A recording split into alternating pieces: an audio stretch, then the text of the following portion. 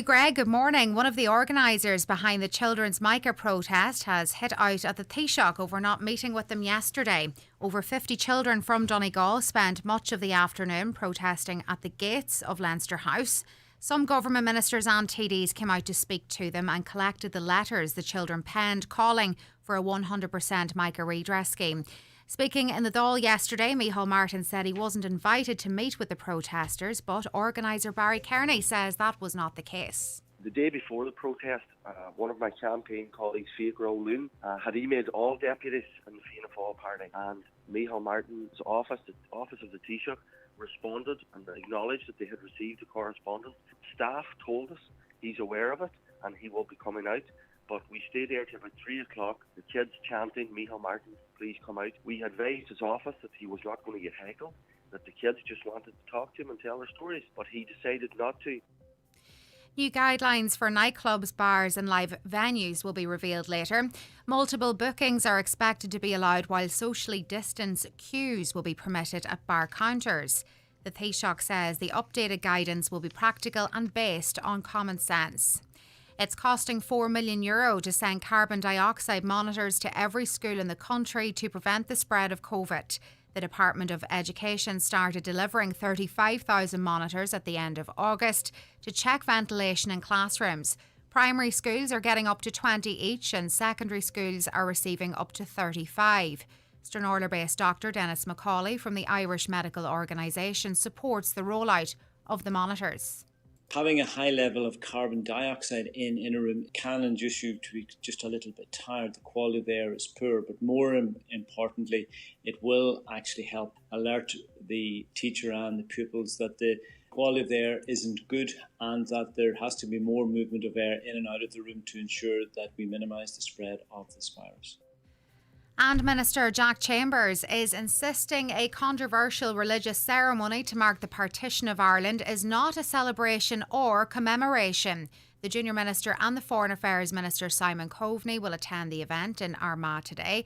President Michael D. Higgins declined an invitation to the service. Jack Chambers says if the government is serious about promoting peace, it has to listen to different perspectives. I think it's important we set out what the event is and what it isn't, because a lot has been said about it. It's not a celebration or commemoration. It's about peace, about healing, about reconciliation, and I think creating a space to hear different perspectives from those who hold a different view than us.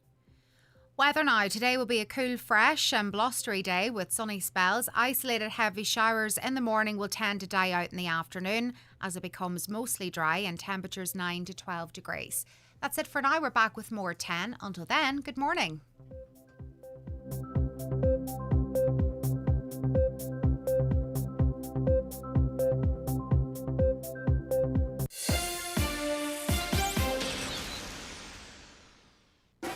At Super Value, we've amazing low prices with great offers like save 33% in our steak sale with Super Value Fresh Irish Strip Loin, Sirloin and Tomahawk Steak. Super Value Signature Taste award-winning breakfast deal only €5. And Super Value Signature Taste Party Food, any two for €7. Super Value, real food, real people. The 9 till noon show with National Fuels, Pierce Road, Letterkenny. For all your solid fuel needs at the keenest prices. 9137 400 or nationalfuels.ie. And now, it's time for the talk of the Northwest. The 9 to noon show with Greg Hughes on Highland Radio. Hello, a very good morning to you. It's 4 minutes past 9 on this Thursday, the 21st of October, and you're very welcome along to the 9 till noon show, and it's another busy show for you. Hopefully you'll stay tuned with us. The lines are open for you right now. Michaela's taking your calls today. The numbers for you are to call 074 91 25000, 074 91 25000. If you wish to give us a WhatsApp or a text, that number 086 60 25000, 086 60 25000. If email is your thing, you know it's comments at highlandradio.com, comments at highlandradio.com. And good morning if you're watching us across our social media, where you can watch the show and interact with us there. Broadcasting live across our Facebook pages and from today onwards on YouTube. So you can go and check out the Highland Radio YouTube page, like and subscribe there. And if it's easier for you to watch the programme there, well, you're more than welcome to do so. Right, let's start with a look at the newspapers today. And the first one up today is the Chicano Tribune. Just 17 years after building their new home on a site overlooking Mulroy Bay, Sean and Louise Gibbons are facing the looming reality that they will have to move out of their home for a lengthy period due to mica. What makes their situation even more challenging is how they're going to find alternative accommodation. That is suitable for their 13-year-old daughter, Emma, who has intellectual, motor and physical disabilities. You can read that full feature piece from Declan Kerr, both on the front of and inside today's Chicano Tribune.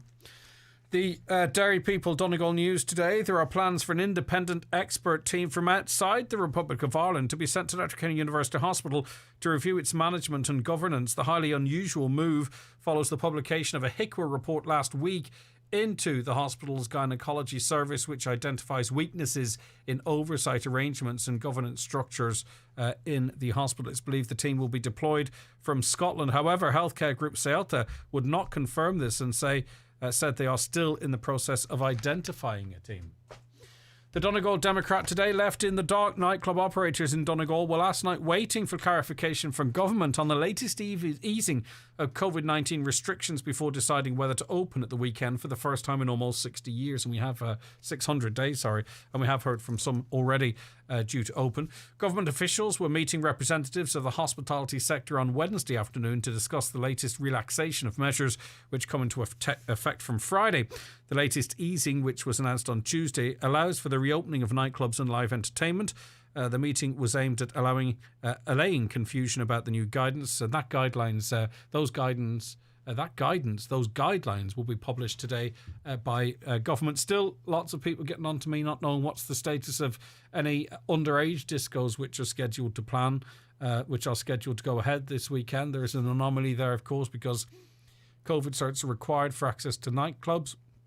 But how does that apply to people under the age of 18, the majority of which I would suggest perhaps don't have access to a vaccine passport? Many have, but not the majority, but a good proportion of them don't. So we still don't know. There are some nightclubs, I'm not sure if it's locally, but planning to open midnight tonight into Friday morning. The Derry News. Huge increases in energy prices will hit hardest on those already least able to afford it. A local MLA has said. Sinn Féin's Ciara Ferguson was commenting after the utility regulator warned that gas bills could increase by a further 50% in December, with electricity prices set to increase by up to 20% in January. On to the Farmers Journal now. €10,000 per farmer in new agri-environment scheme. The story here is that farmers could receive a maximum payment of $10,000 each under the new flagship agri-environmental scheme in the next cap. The $1.5 billion 5-year scheme will have room for up to 50,000 farmers and will replace GLAS and the REAP pilot programme. On to the Irish Times now. COVID rise, a risk to the health service, and this is the net effect of everything that goes on. Our underfunded, under-resourced, understaffed health service with 200-odd ICU beds, which obviously they're looking to increase in the research capacity there, simply doesn't have the space for people that are getting sick over and above those that might normally. COVID-19 is growing again at a rate of 2 to 3% a day, but there is no single silver bullet to drive down case numbers, public health officials have warned. The trajectory of the disease remains very uncertain and involves significant risk to the operation of the health service, according to the National Public Health Emergency Team. Disease incidence is high and increasing across all age groups and counties, with significant outbreaks in some areas, Chief Medical Officer Dr. Tony Houlihan said. Speaking at NEFIT's first briefing in almost 2 months, Dr. Houlihan described the rising cases, hospitalisations and ICU admissions as worrying and concerning, and predicted a rise in the number of virus deaths. 14 people with COVID-19 were admitted to intensive care yesterday, the biggest daily jump since January. 52 ICU patients are on mechanical ventilation. Dr. Houlihan attributed the rising cases to changes in public behaviour and called on people to embrace their protections. He also highlighted unvaccinated groups in the population, including 300,000 adults, 1 in 5 18 to 30-year-olds and 2 in 5 12 to 15-year-olds. But there is that anomaly. It's Waterford, isn't it, which has the highest vaccination rate but also the highest case rate. But I suppose this whole thing's full of anomalies. It's so unpredictable, isn't it? The Irish Independent tells us, and we were flagging this last week on this programme, it was inevitable, health inspectors will blitz pubs and restaurants over the October bank holiday weekend as part of a fresh drive to ramp up compliance with COVID-19 rules, amid mounting concerns over a lack of compliance in some sections of the industry, with some outlets failing to check COVID vaccination certs. We're told 1 in 3. I suggest it's probably more. Officials will be calling into pubs and restaurants to ensure compliance. New figures show only 5,261 checks were carried out on the tens of thousands of hospitality businesses since July. Nearly a third were non-compliant or in need of improved safety measures. Meanwhile, last-minute talks ahead of Friday's reopening of nightclubs heard proposals that customers be allowed to order at bars as long as social distancing is observed. Trust the people. Have someone going around saying, look, leave a little bit of space, but let's not have this ridiculous situation of people dancing and potentially bogging on the dance floor and then unable to go to the bar to get a drink. It doesn't make a great deal of sense. The Irish Daily Mail today, Agriculture Minister Charlie McConalogue has said the sector will have really ambitious targets to reduce greenhouse gas emissions. However, he said reports that farmers will face emission cuts of 20% under the government's forthcoming carbon budget are speculation. He was speaking at the launch of the government's Common Agricultural Policy Strategy plan for 2023 to 2027 yesterday, which will require farmers to participate in eco-schemes in order to get a share of the funding. He said the agriculture sector would play its part in reducing emissions, and this will be partly based on stable herd numbers. 086 60 25,000, the WhatsApp number there for you. Conor McGregor gets himself into an awful lot of trouble. Not all of it, for one reason or another, makes it into the press. But this story in the Star tells us that the Italian DJ who alleges Conor McGregor punched him as they partied together in Rome has insisted he will not withdraw his complaint, even if he was offered €10 million.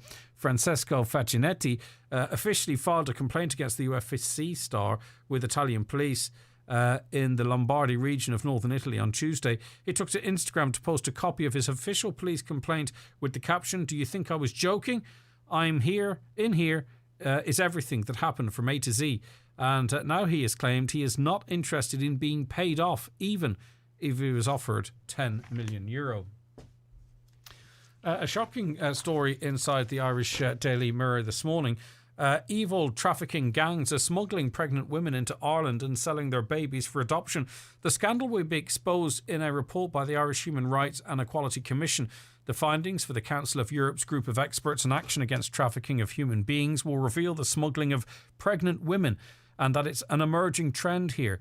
TDs who sit on the cross-party Life and Dignity group, which were briefed by lawyer Ncbi McDonough, who's also a member of the Irish Human Rights and Equality Commission, and Dr. Ewelina Ochab, also a lawyer and human rights advocate. The meeting took place amid growing concern about a recent report from the US which found Ireland continues to fall far behind other Western countries in dealing with human trafficking and its treatment of victims. And finally, in the Sun today, a woman who caused the death of her friend through careless driving will not go to jail. Colleen McCann, 26, was deported from the US in 2017 to face charges over the crash which claimed the life of Kieran McKenna in July 2012. Kieran, 17, who was a minor footballer with Crossmaglen Rangers, was a front seat passenger in McCann's car that left the road before launching into the air and hitting a tree in County Monaghan. A court had previously heard that McCann, who has addresses in Castle Blaney and in Newry, County Down, was driving the car on the night of the collision but had no recollection of that to this day. She had also suffered a number of injuries, including a broken arm and a collapsed lung, and Monaghan Circuit Court was told that the accused had retrograde amnesia, although no medical evidence was provided. At a sentencing hearing yesterday, Judge John Aylmer said the court could not say if her moving to America was an aggravating factor. He ruled that a full suspended 12-month sentence was appropriate. Okay, so that is what that judge saw fit to hand down there. Right, 086 60 25,000 WhatsApps and texts, as I say, to that number. Or give us a call on 07491 25,000. Right, we'll be back with our first guest after these. The 9 till noon show with National Fuels Letterkenny. For a keen price on your home heating oil, call National Fuels on 9137 400. The newspapers are courtesy of Kelly Centra, Mountaintop, Letterkenny. Do you currently have vacancies that need urgently filled? Do you require temporary staff for the Christmas period? Have you tried various ways to find new staff but didn't succeed? Let Highland Radio help you source and fill your current vacancies in the most cost-effective way. Simply sign up to our new job spot and we will tell our 70,000 daily listeners about your vacancies. Every Monday, Wednesday and Friday during our primetime shows, we will broadcast the latest job opportunities across the Northwest and into counties Derry and Tyrone. For more information, contact the advertising team on 07491 25322 or email advertising@highlandradio.com. Highland Radio, we're here for you. For great fuel deals, contact Gortley Sales and Hire. Large sacks and trailer loads of logs. Also briquettes, coal, kindling and gas with free delivery locally. Contact Gortley Sales and Hire in Letterkenny on 9126276. If you've got magic moments or great memories captured on your smartphone, now is a great time to have them printed at mcgees.ie. Simply upload your favourite photos, choose your size and finish, and McGee's will take care of the rest, with the results delivered to your door. Prices are from just 12 cents, and there's also creative options available. Preserve your memories today at mcgees.ie. Whether revolutionary engines, hybrid technologies, or all electric, discover what drives you with the 221 Mazda electrified range. Stand out from the crowd with award-winning Coda design that makes your Mazda a work of art. And go the extra mile with next-level Skyactiv fuel efficiency. To order your 221 Mazda, visit your local Mazda dealer or Mazda.ie to find the best 221 offer to suit your lifestyle. Mazda. Drive together. Terms and conditions apply. The three amigos, Jimmy Buckley, Robert Mazzell and Patrick Feeney, are coming back to Donegal. See this award-winning show live at Jackson's Hotel Ballyboffey on Thursday the 6th of January. Tickets, priced €35, are now on sale at hotel reception and ticketmaster.ie. The three amigos live in concert. It's not to be missed. Highland Radio Time Checks, brought to you by Letterkenny Shopping Centre, the centre of shopping in Donegal. Free parking and shopping all under one roof. Letterkenny Shopping Centre, bringing you the time at... Okay, the time is 18 minutes past 9. You're very welcome back to the 9 till noon show. And we welcome into studio Inspector Seamus McGonigal. Thank you so much for joining us, Seamus. Thank you, Greg. We appreciate you being here. And it's part of an important operation. Operation Turin is targeting driving behaviour for the rest of this year. So tell us about this. Well, I mean, tell us why we feel we need this operation to begin with, I suppose. Well, I think there was an increase in the numbers of fatal traffic accidents in the quarter three of this year. And as a result of that, Operation Turin was set up for quarter four. The aim of this operation is to reduce serious injury and fatal road traffic collisions with a focus on the core life-saving offences. Now, as I've reiterated here on numerous occasions, the core lifesaver offence has been speeding, driving when intoxicated, seatbelt offences and use of mobile phone whilst driving. Now, there's also a renewed focus in this operation on unaccompanied learner drivers. But as I say, it's the same message. We reiterate it, make no apologies for doing it. It's for people to slow down, not to be drinking or using drugs while they're driving, to use their seatbelts and not use their mobile phone while driving. Some of what we're seeing in terms of, the disimprovement in driver behaviours, kind of inexplicable to some extent, I suppose. We're seeing upward trends in drink and drug driving. I mean, some of that's going to be changing in behaviour, some of it's going to be increased detection. There's always a mix of that there. But, I mean, as I say, this is off the back of what we're seeing is changing or a disimproving improvement in driver behaviour. Well, I wouldn't go as far as to say that there's been a disimprovement in driver behaviour in the sense driver behaviour remains poor. The figures we're getting for some offences have increased, and one specifically being over the last 2 years been drug driving. Now, there are a number of specific reasons for that, which I'd prefer not to go into in detail. But it's just, again, it's for young people in particular and young males in particular, again, who are off the focus group when it comes to speeding. They're also the focus group very much so when it comes to drug driving. I know that enforcement is out there. It's more common, or it's easier to be caught now.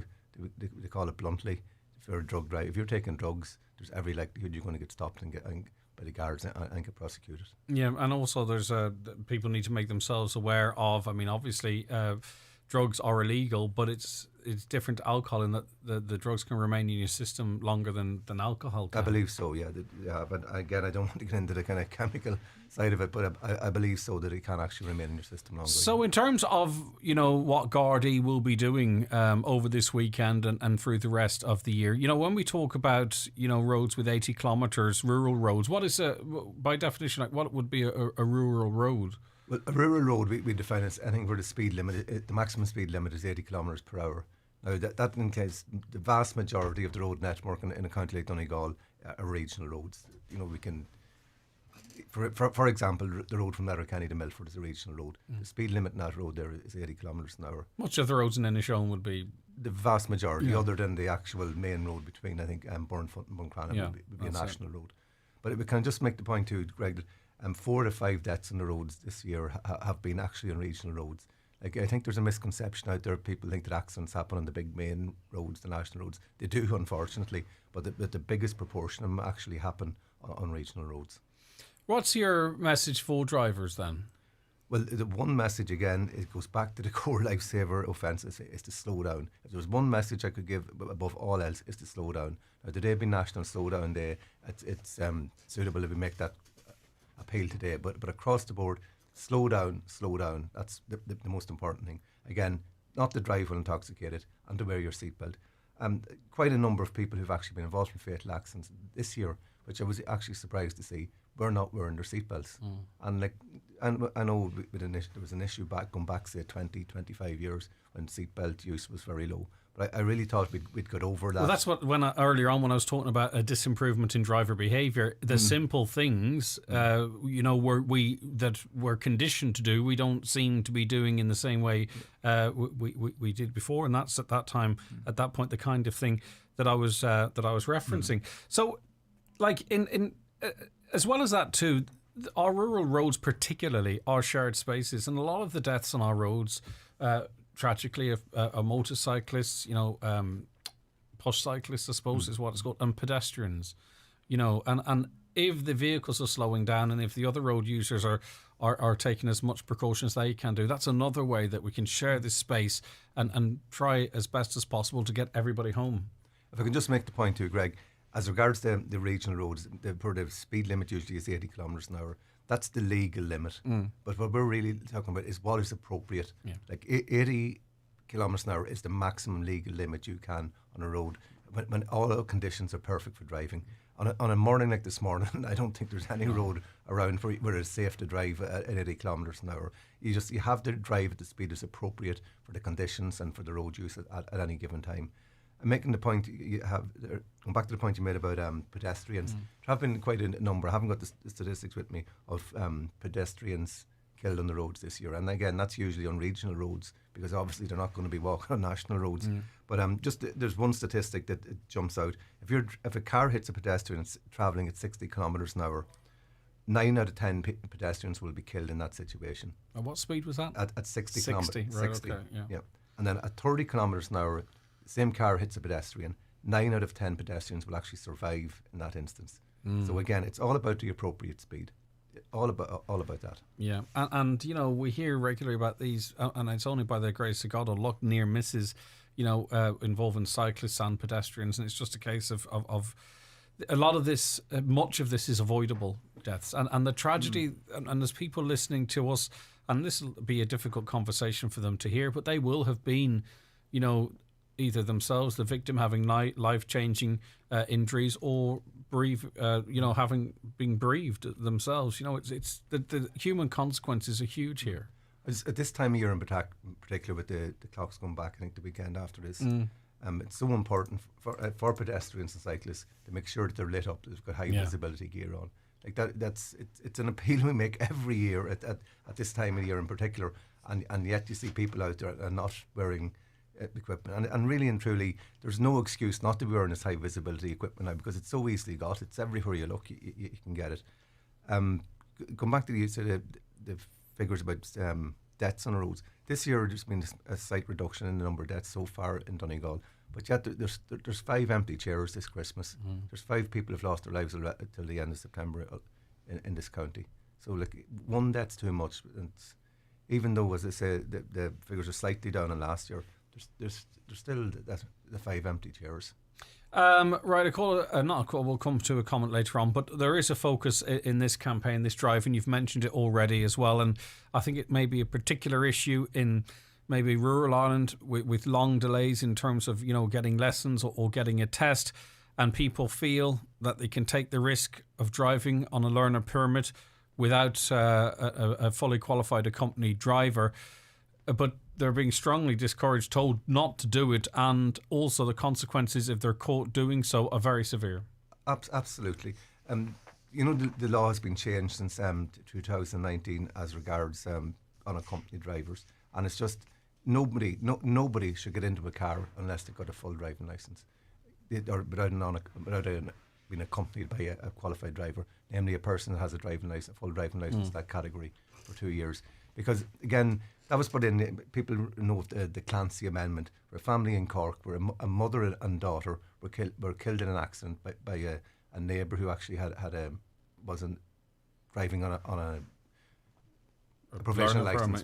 Provisional licence. And it's just it happens. The statistics are there to show that unaccompanied drivers on provisional licences are more likely to be involved in serious and fatal accidents than people with full licences. And again, the statistics speak for themselves, and there was every good reason why that amendment was brought in when it was. Yeah, and as you mentioned too, just as it relates to drug driving, what was the comment you made that if you are drug driving, you will get caught? Absolutely. Again, the legislation's in the last number of years. It's the Gardaí are very au fait with its operation at the moment, and the statistics again over the last 2 years speak for themselves in the huge increase in the number of people who've actually been prosecuted. Look, it's not about attributing blame as such. Again, I keep coming back to the fact that it's always us against them in one way or other, and then cyclists versus motorists. Not for everyone, but for some people. But this text says Gardaí would need to target cyclists with no lights on bicycles or with high-vis clothing. But that happens. I mean, I've heard stories. I spoke to your colleagues that sometimes they have high-vis RSA bibs in the back, and they will pull over, have a word with whomever is walking or cycling and hand these out. That is ongoing work. That has been for a number of years, in fact, and I'd be surprised if there's any patrol car out there at the moment, and especially at this time of year, which hasn't got high-vis jackets actually there for handing out to the public. A caller says, how about breaking the lights in Letterkenny? People keep driving even when the lights are red across from the old courthouse. That's driver behaviour. I mean, that all comes into what you're talking about, really, isn't it? Absolutely. It's the responsibility lies with the road users. And usually, roads are shared spaces, and we have to respect everybody else who's on the road. And that's people who may look at something like a red light and say, it's a small offence, not that serious. But it's the small things that actually end up with accidents. It's the small bit of speed over what's appropriate. It's not wearing your seatbelt or just forgetting to wear your seatbelt down to the local shop or whatever. It's those small little things that end up with serious injuries. Okay. Any parting message, or have we covered everything there? We've covered everything. I would just like to thank you, Greg and Highland Radio, for allowing us this opportunity, because I know it's repetitive. We come up here, it's the same lines we're given all the time, but it's those simple driver behaviours which lead to serious injuries and lead to fatalities on the roads. All right, listen, we appreciate you coming up. Inspector Seamus McGonigal, thank you very much for joining us. Thank you. We'll be back with more in the programme shortly. Get ready for winter with National Fuels, delivering home heating oil in Letterkenny and surrounding areas at competitive prices. National Fuels, 9137 400, proud sponsors of today's show. When the day arrives for you to scrap your old car, help will be at hand. With Elves, the go-to place for car recycling, the process is easy. First, visit elves.ie to find a recycling facility near you. Next, drop your car off or have it collected. Finally, receive your certificate of destruction, ending your responsibility for the vehicle. And that's it. It really is that simple. you've done your bit for the environment and for your own peace of mind. For more information, visit elves.ie. This Halloween, take a trip to Chrysler Supermarket. Trick or treat your way around the store for fantastic value and all your Halloween goodies, together with our usual excellent choices on everyday necessities. Open 7 days per week for your convenience. Chrysler Supermarket, quality and value always assured. For a huge selection of furniture, all at one showroom, pull into Grove Furnishings in Letterkenny. Sofas, beds, wardrobes, tables and chairs. Also a range of carpet, vinyl, rugs and laminated flooring. If it's time for a change, it's time for a visit to Grove Furnishings. Grove deliver throughout Donegal, Derry and Tyrone. Be inspired at Grove Furnishings, Kiltoy Road, Letterkenny. Every time you hear AIB is lighting the way for you to switch your mortgage. Our lowest ever green mortgage rate for homes rated B3 to A1 means switching could save you money. Find out more from our switching team or on AIB.ie. AIB. We back belief. Lending criteria, terms and conditions apply. Information correct 10th of March 2021. Valid birth certificate of B3 or higher required. Allied Irish Banks plc and AIB Mortgage Bank UC are regulated by the Central Bank of Ireland. Looking for a designer bargain? Check out McElhinney's mid-season sale with up to an unmissable 30% off selected designer brands in-store and online. Be the first to grab amazing discounts in women's, men's, kids, home and footwear with fast next-day delivery direct to your door or click and collect at mcelhinneys.com. Ireland is proceeding carefully with our plan to manage COVID-19. However, with infection rates increasing, along with hospitalisations and ICU admissions, we will keep using our COVID passes and all redouble our efforts to protect the progress we have made and keep moving forward. Vaccination is the best way to protect ourselves against COVID-19, but we must also continue working together to protect ourselves and each other by acting fast, isolating and getting tested if we have symptoms, wearing our face coverings where appropriate, making sure that indoor spaces are well ventilated, making full use of the space available to us, and covering our coughs and sneezes and keeping our hands clean. And remember, if you are in a place where guidelines are not being followed and you don't feel safe, take your business elsewhere. We will continue to keep you updated with public health guidance and the information you need on gov.ie/recovery, supported by the Government of Ireland. And you're very welcome back to the 9 till noon show on Facebook. Darren says, what percentage of learner drivers have been involved in fatal collisions? It's an easy target to pick on them. Could we, excuse me, please, could we hear the percentage of collisions in categories of age and driving experience? Another caller says, can you ask the Garda why there are no regulations requiring a pedestrian to wear any high-vis clothing or to carry a light when walking on the road at night? Though, as we heard from the inspector there, they do target that. On the subject of speeding, traffic or bad driving, was cycling yesterday, and I'm a very competent cyclist, all lights on and was still close passed by several drivers on a solid white line. Also in a blind corner, drivers need to respect other road users and give cyclists a bit of room, 1.5 metres. And, you know, you see videos posted on social media of cyclists to and from college or work, and they video it, and some of the videos are quite shocking, and it's not going to be too long to go until you see more of these e-scooters now that they're being regulated. Was coming home from Sligo last night and met a cyclist with no light or high vis, and then on the Donegal bypass a jogger wearing all black. Didn't see either of them until I was 10 feet away. Crazy stuff, says that driver. Greg, is the COVID recovery cert acceptable for admission? Yes, it is. We need a trained special force to stop this trafficking. Traffickers getting a mandatory sentence. These babies could end up in the sex trade. Garda would need to target cycles, as I mentioned that one earlier. Can you ask the Garda why it's so hard for guards to find uninsured drivers after collisions if they have the car reg?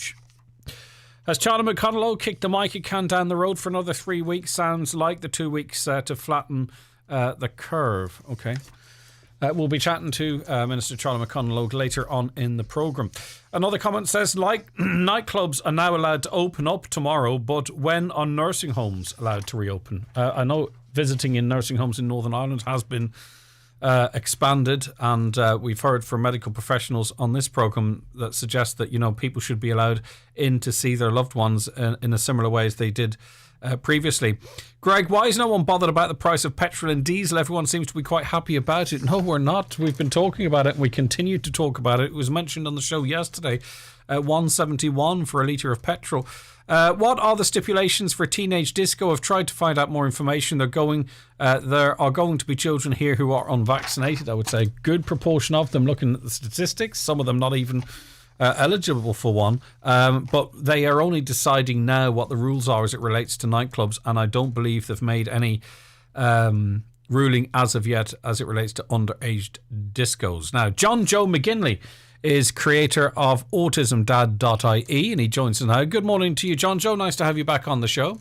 Good morning, Greg, and good morning to our listeners, and thank you very much for having me on the show. Right, okay. Now, tell us about, is it a new website that you've created?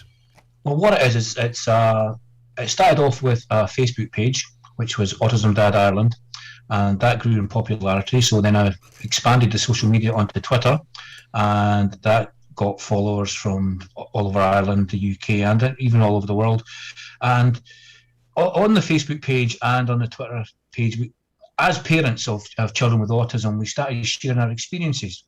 I started talking about how we deal with meltdowns, how we fight so hard for all the limited resources that are there for all our children, and how we could support each other. So what I did was I put together a simple little website where I've collated all the thoughts and opinions that people were spreading throughout the Facebook page and on Twitter to try and share best experience, share our triumphs, and try and overcome some of the pitfalls that have befallen parents with autism children over the years. Just very, very simply, all about sharing experiences, dispel some of the myths, and really show parents with children with autism that they're not alone. Because with the lack of services that are available, it can sometimes be a lonely existence when you're fighting up against government, HSE, everybody, to try and get the support that your children actually need. And you might end up finding yourself feeling that your experience, the experience of your children, is unimportant to the country. Well, indeed. Well, I know there was a mini debate in the Dáil yesterday about autism, but when you hark back to the budget, which was all classified as something for everybody, but the people who didn't get anything in the budget or any consideration really were the carers and disabled children. And again, that's symptomatic. It seems to be that regardless of what the resource is, be it speech and language, be it psychological support from CAMS, be it dietary provision, when it comes to disabled children, you have to fight for every single piece of resource that's available. Even an assessment. Well, assessments are a real hot topic because the waiting list for assessments are beyond acceptable. I know we're in a pandemic and you have to give considerations that things will slip in such difficult times, but you're hearing from parents right across the country that timescales for assessments are up to 3 to 4 years. That's completely unacceptable. Now, tell us why that is, because I wanted to sort of increase our understanding of this as well, because why is a 3 or 4 year forcing parents, if they are lucky enough to have the resources to get some sort of a private assessment, that sort of a delay as it relates to if it's a younger person, their education, their how they their therapy or whatever might be required. What is the consequences potentially of a 3 or 4 delay in just the assessment to confirm or otherwise what the situation is with the child? Well, the first point really is about, you know yourself, when it comes to autism, early intervention is key. The earlier you can get intervention and support, the greater it is for the child, because when it comes to speech and language, that the delay can be overcome. It's also about identifying what is with the autism. Autism doesn't come by itself. You have dyslexia, you have dyspraxia, you have anxiety, you have dietary problems. All these require the services of professional services. And unless these are identified, the longer the delay means that it's harder to treat in the long term, and it can also have long-term consequences for the child. The reason both ministers from both parties in the coalition have said that they're spending money on autism services. But the reality on the ground is that assessments are taking up to 3 to 4 years. This is because there are limited amount of child psychologists available to provide the assessments that are required professionally for the children. This is forcing so many parents not only to go private, but also to go out with the state to get a diagnosis. Because you know yourself, without that diagnosis, the gate is shut to so many services that are required for our children, from the child psychology support to the dietary support to the speech and language. And that is something that's unacceptable. And so what I did with Autism Dad is, because you can't just sit back and complain, because that's part of the fight. What you have to do is to not only fight for your children, but do things for your children. So what I've tried to do with Autism Dad through the website, the Facebook and the Twitter account is to share the best practice that we have had with raising 2 children with autism. We've got 4 boys, 2 of them on autism spectrum. So on the website, I've tried to look at how you handle things like meltdowns. What's the difference between a meltdown and tantrums? Simple things like, well, how do you get your children to tie their laces? Something that is so simple for so many children. But when you've got children that have got autism, sometimes the coordination is difficult, and something as simple as tying the shoelaces becomes a major task. So I wrote a blog on that to share best practice. And it becomes a major task, and if it's done, it becomes a major victory, and it's those little things, isn't it? If you've got children with autism, you realise that every little milestone is a major victory. Yeah. And the way you keep going is to celebrate those little victories and to look at all those different milestones to say, here I am at the moment, but here's where I'm going to go in the future. And you do that through support with other parents, with working with the professionals that do exist, and also sharing that best practice when you do reach those milestones. Because not only are the children so happy they've achieved it, but as parents, it's one little less task has to be taken, because parents with children with autism, as with any child with a disability, we're carers. We don't care because we're paid. We care because we love our children. We care because we have to care for our children, because nobody else gives us that support. So again, in Autism Dad, what I've tried to do is to show all through videos, through best practice, through the websites that are out there, all the resource that is available to help you overcome the difficulties that you're as carers, but also that your children may have.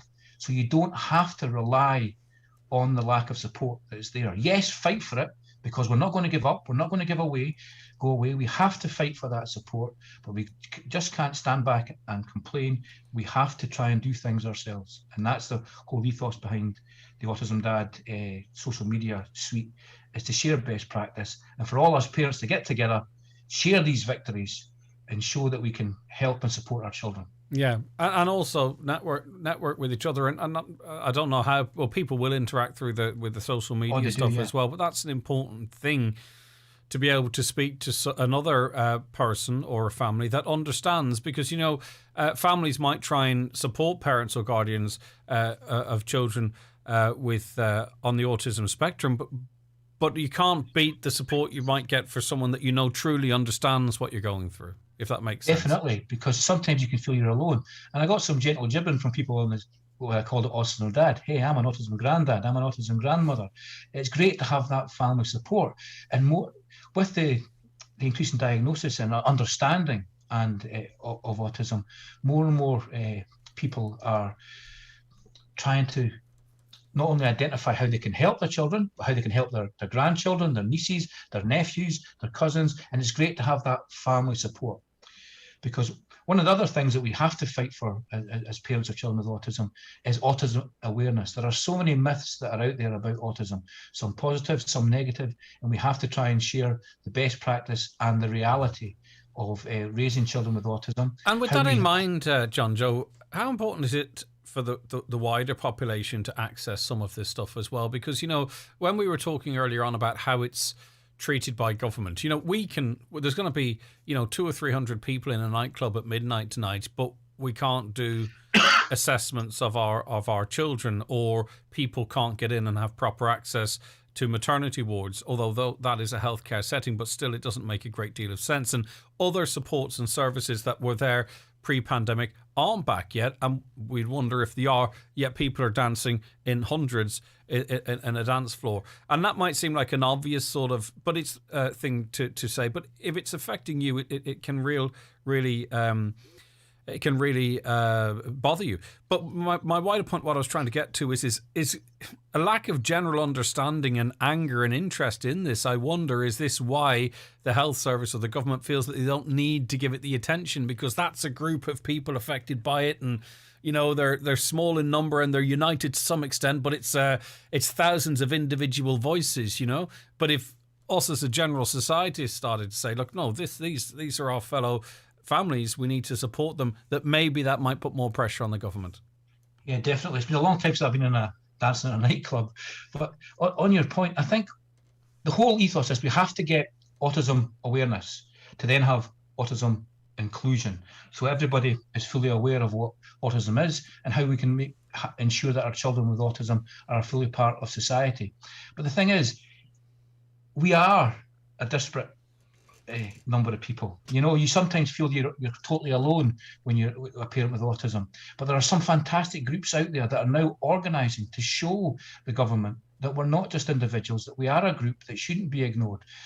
If anybody's out there who isn't a member of the DCA Warriors Facebook group on Facebook, that's a fantastic organisation where parents, not only of children with autism, but any disability, are joining together to actually show the government that we will not be ignored and that our children will not be denied in any recovery as we come out of the pandemic, hopefully soon. Because the big thing is, it's easy when austerity starts, and regardless if we talk about financial recovery, you can already see it. Governments go after the weakest in our society. What we're already seeing as parents with autism is that children who are 16, who currently receive the domiciliary care allowance, are now, more and more of them are actually being denied disability allowance, because at 16, the government believes that they're no longer treated as a child, even though they're still at school, that they have to apply as individuals for disability allowance, even though their parents are looking after them, their parents are caring for them, they're going to school. No magic fairy is coming down and waving a wand and waving autism away. Yeah. But our government is treating them as adults, and that's wrong. And that's one of the things that the DCA Warriors and other parents with autism are starting to organise and trying to inform and ensure that the government addresses this. It's fundamentally wrong that children with autism at 15 years and 11 months are receiving domiciliary care allowance and are still at school, but the moment they reach 16, that support and that payment for their parents is removed because the government wants to treat them as adults. Yeah. And the worrying thing is that there are too many reports of children who have reached that age of 16 who are having their applications for disability allowance refused. And my worry is this a coincidence, or is this a deliberate policy by our government to try and save money by going after the weakest in our society? Now, I would like to give people the benefit of the doubt and believe hopefully that it's a coincidence, and that on appeal, these children with autism will be given the support and the benefits that they're entitled to, and that the government and those that are looking at these appeals will change their minds. But if not, they need to be aware that parents will not stand back idly and silently to allow the government to go after the weakest in our society in this way. Okay, John Joe McGinley, creator of autismdad.ie on Facebook, Autism Dad Ireland on Twitter, at autismdad67. Now, is that a hint at your age, or is there 66 other people using this handle?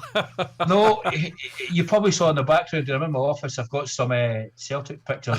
I also have a Twitter account which has quite a lot of followers called Celtic Gossip. Right. So I'm a big Celtic fan. So in fact, one of the things I need to highlight is if any parents here that are going over to see Celtic have children with autism, Celtic and the Celtic Foundation have a fantastic support for autism parents, and they actually have a room, a box at Parkhead where children with autism can experience the wonderful football and Celtic in a sensory appropriate environment. Yeah, so they won't be overwhelmed with the noise, but they get the visuals. Is that? They get the visuals, they get the lighting. Because remember as well, Greg, one of the things about autism is that lighting is one of the key triggers for meltdowns. I wonder if I could share a quick story if you've got... Really briefly, but it's important, John, just so go ahead. Yeah, the first thing that we identified with our child when he was 2 years old was autism. Was we used to go into British home stores when we lived in Scotland. And every British home store had the same lighting level. And every time we crossed the threshold, he would start screaming like it was a tantrum. And we discovered it was the actual strobe lighting that British home stores used. So not every tantrum was a meltdown. I'm not sure if it happens as much now, but some stores do run nights for families where they dim the lights and stuff as well. So recognising that, but I'm not sure if that still happens as much as it possibly should. It's a thing every shop should consider, and there are more and more of them are doing that. Just 1 hour or something. Okay. John Joe, thanks for all your time today. I appreciate it greatly. That's John Joe McGinley there, creator of Autism Dad. And it's an important issue and deserved of the extra time there. The 9 till noon show with National Fuels, Pierce Road, Letterkenny. For all your solid fuel needs at the keenest prices. 9137 400 or nationalfuels.ie. This October, independent radio stations are celebrating Irish music across the country. Join us as we play more Irish music than ever before and promote bands and artists that have been badly hit by the pandemic, and provide a €95,000 fund for artists performing on independent radio stations across Ireland. This is Independent Irish Radio supporting Irish music. This is Irish Music Month. Irish Music Month is supported by the BAI Sound and Vision Fund and by XL Retail, offering a great deal more at your local store. Hello, Grace. Where are you heading? Down to Made to Measure Fireplaces in Creasla. Made to Measure Fireplaces? Didn't you just buy a fireplace there? Yeah, but I'm going now to pick my kitchen worktop. Create the kitchen and living room of your dreams at Made to Measure Fireplaces and Granite Worktops. They've been in business for over 40 years. So for help choosing granite or quartz for your worktop, fireplace or stove, visit the Made to Measure showroom at Cashel Creasla or see mtmfireplaces.com or on Facebook. The big sofa and half-price mattress sale is now on at Better Value Furnishings Moville. Save hundreds on recliner and corner suites. Hundreds of quality mattresses at half price. 45-minute drive from Letterkenny. Better Value Furnishings, Main Street Moville, for Donegal's lowest prices on sofas and beds. iMotors are excited to announce the launch of the new fully electric Kia Ev6. The modern and breathtaking design is groundbreaking, with up to 528 kilometres before recharge. The EV6 has all the latest technology you would expect with a Kia and has ultra-fast charge from 10% to 80% in only 18 minutes. We are now taking pre-orders at iMotors Letterkenny in Malin. For more information, call 074 9134 iMotors, the home of Kia in Donegal.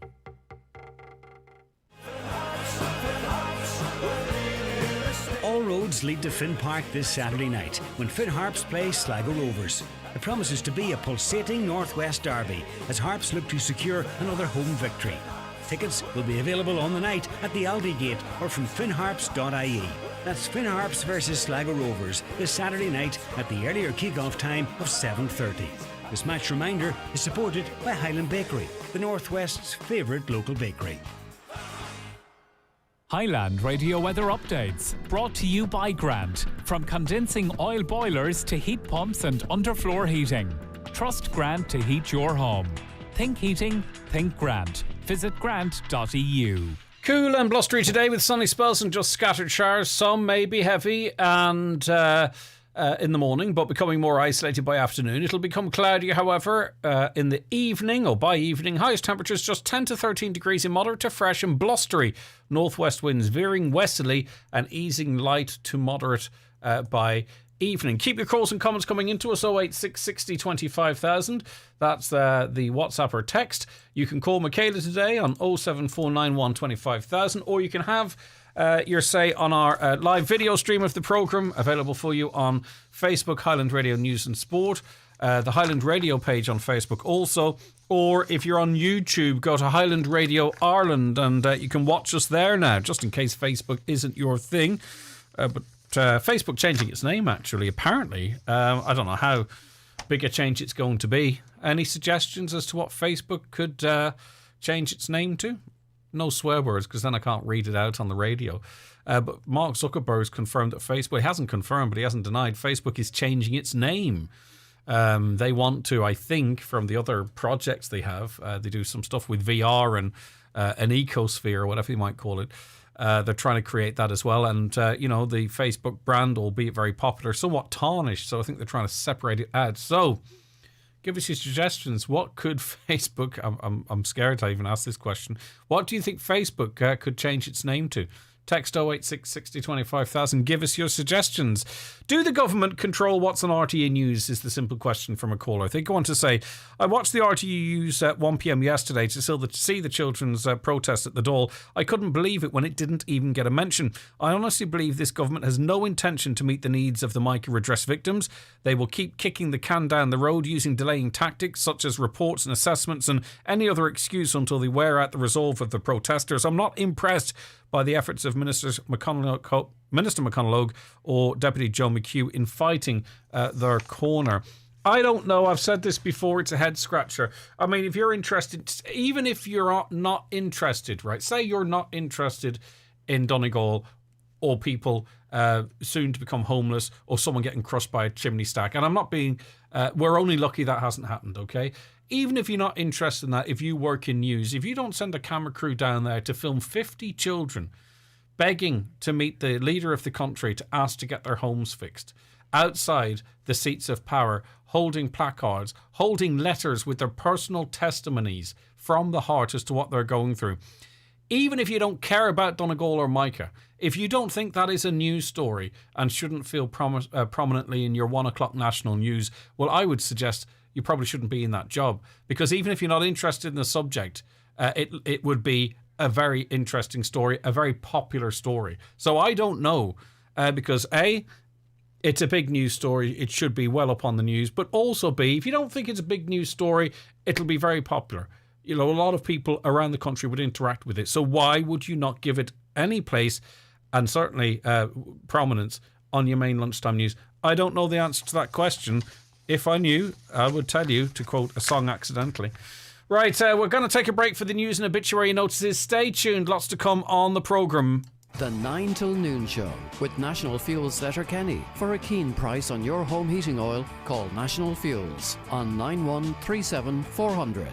Beat the cost of Brexit and no customs charges. Do you need a UK address? For your limited company or personal use, Space Hub in Derry can provide you with your own virtual office or mailbox. Have your post and parcels delivered to Space Hub and collect at your convenience. Also brand new 20-foot shipping containers now in stock. Ideal for all your storage needs at our Springtown and Coolmore depots. Find us on Facebook or spacehubderry.com or call 04871 878077 for details. Homeland Fuel offers, keeping you warm for less. 20 kg Eco Bright, buy 5 bags for €50. Softwood logs, 3 bags for €10. 1 kg fire logs, 4 for €5. Shop in store or online at homeland.ie. €10,000 per farmer in new agri-environment scheme. In this week's Farmers Journal, we reveal details of the new farm schemes in the next CAP, including more money for small farmers through front-loading, €260 million suckler scheme to replace BDGP, ANC money safe for 100,000 farmers, €25 million for dairy beef calves, sheep farmers to get €100 million for flock improvements, and 5 times more money for organic farmers. Only inside this week's Irish Farmers Journal. You cannot afford to miss it. Century Complex has something for everyone. Treat yourself to a tasty meal at Backstage Bar and Grill, an exciting movie at Century Cinemas, and Century Play is now open. Get in touch with our team on 07491 21976 or check out our website centurycinemas.ie for more information on Century Complex. Are you aged 17 to 25? Would you be interested in a construction apprenticeship in dry lining? Erigo Contracts, a market leader in the interior fit-out sector for Ireland, the UK and mainland Europe are offering 2-year apprenticeships and guaranteed full-time employment on completion of the course, with the opportunity to earn £30,000 during your apprenticeship. So, if you're interested in training for your future, email careers@erigalcontracts.com. That's careers@erigalcontracts.com. Highland Radio. I'd like you to exceed my expectations. Ah, you've heard then. Stay tuned. We'll be right back to you.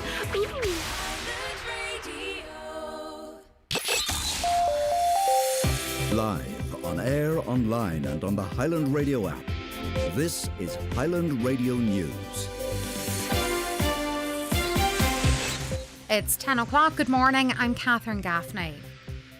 One of the organisers behind the children's mica protest has hit out at the Taoiseach over not meeting with them yesterday.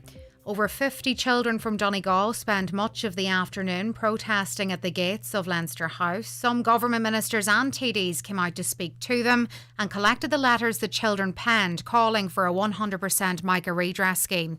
Speaking in the Dáil yesterday, Micheál Martin said he was not invited to meet with the protesters, but organiser Barry Kearney says that is not the case. The day before the protest, one of my campaign colleagues, Fiacro Loon, had emailed all deputies in the Fianna Fáil party, and Micheál Martin's office, the office of the Taoiseach, responded and acknowledged that they had received the correspondence. Staff told us he's aware of it and he will be coming out. But we stayed there till about 3 o'clock, the kids chanting, Micheál Martin, please come out. We advised his office that he was not going to get heckled, that the kids just wanted to talk to him and tell their stories, but he decided not to. New guidelines for nightclubs, bars and live venues will be revealed later.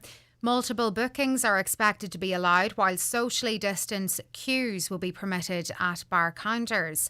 The Taoiseach says the updated guidance will be practical and based on common sense. Gardaí and Donegal are targeting roads where an 80 km/h speed limit applies as part of National Slowdown Day. There is a focus on the so-called rural roads, as almost 4 out of 5 road fatalities so far this year have occurred on these routes. The joint campaign by Gardaí and the Road Safety Authority is in effect across the country until 7 a.m. tomorrow morning. Speaking on today's 9 till noon show, Inspector Seamus McGonigal says the wearing of seatbelts, or lack thereof, is still an issue. If there was one message I could give above all else, is to slow down. Now, today being National Slowdown Day, it's suitable if we make that appeal today, but across the board, slow down. That's the most important thing. Again, not to drive while intoxicated and to wear your seatbelt. Quite a number of people who've actually been involved in fatal accidents this year, which I was actually surprised to see, were not wearing their seatbelts. It's costing €4 million to send carbon dioxide monitors to every school in the country to prevent the spread of COVID. The Department of Education started delivering 35,000 monitors at the end of August to check ventilation in classrooms. Primary schools are getting up to 20 each and secondary schools are receiving up to 35. Stranorlar-based Dr Dennis McCauley from the Irish Medical Organisation supports the rollout of the monitors. Having a high level of carbon dioxide in a room can induce you to be just a little bit tired. The quality of the air is poor, but more importantly, it will actually help alert the teacher and the pupils that the quality of the air isn't good and that there has to be more movement of air in and out of the room to ensure that we minimise the spread of this virus. Minister Jack Chambers is insisting a controversial religious ceremony to mark the partition of Ireland is not a celebration or commemoration. The Junior Minister and the Foreign Affairs Minister, Simon Coveney, will attend the event in Armagh today. President Michael D. Higgins declined an invitation to the service. Jack Chambers says if the government is serious about promoting peace, it has to listen to different perspectives. I think it's important we set out what the event is and what it isn't, because a lot has been said about it. It's not a celebration or commemoration. It's about peace, about healing, about reconciliation, and I think creating a space to hear different perspectives from those who hold a different view than us. And 1,000 new jobs are to come on stream over the next 3 years at Grant Thornton. The company will take on the new hires at its 7 offices across the country. It is seeking both experienced workers and new graduates in areas like accounting, finance and technology. Managing partner Mick McAteer says its training of new graduates will take place in office. Our remote working is more focused towards people who are qualified, because we have a firm belief that as you're training and through that training contract and picking up experience, it's very, very important to be in an office environment where you are learning by osmosis from more experienced staff. So while we do have flexibility to all grades and graduates will have some flexibility, it will require a significant attendance at the office.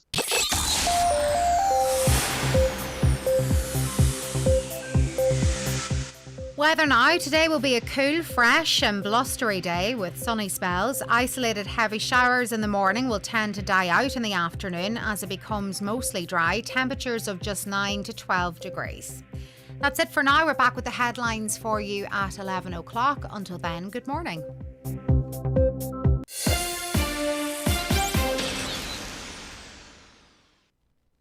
The obituary notices for Thursday morning, the 21st of October. The death has taken place of Charles Oliver, Charlie McDade of Ashgrove Park, Altnagalvin.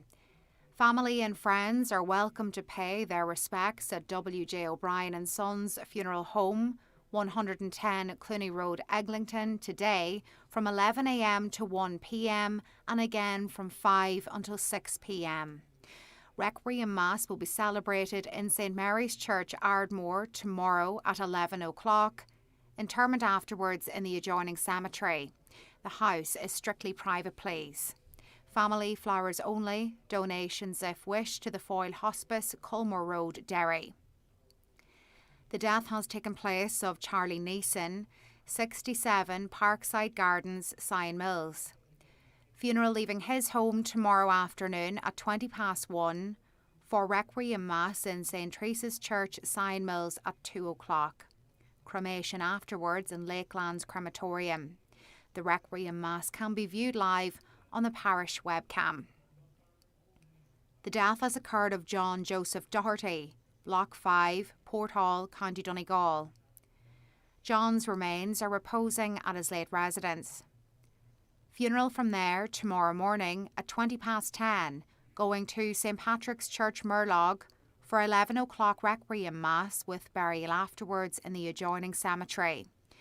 Family flowers welcome or donations if desired to Little Angel School and Donegal Down Syndrome Association, care of any family member or Kelly's funeral directors.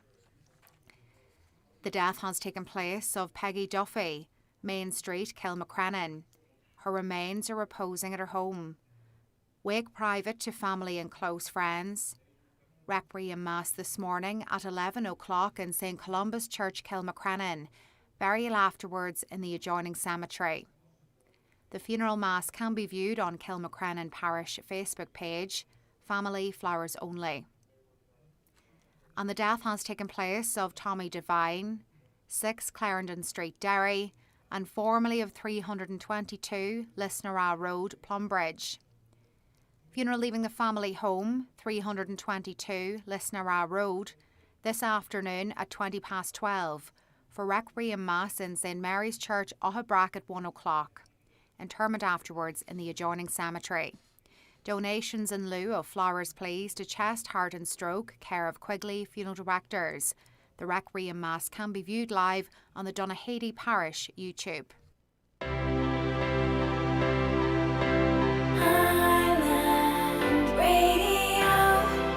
With all the stories that matter across the Northwest, it's Greg Hughes on the 9 to Noon Show on Highland Radio. Nipping out to get bin bags. We've got some. Well, I'd better take the dog out.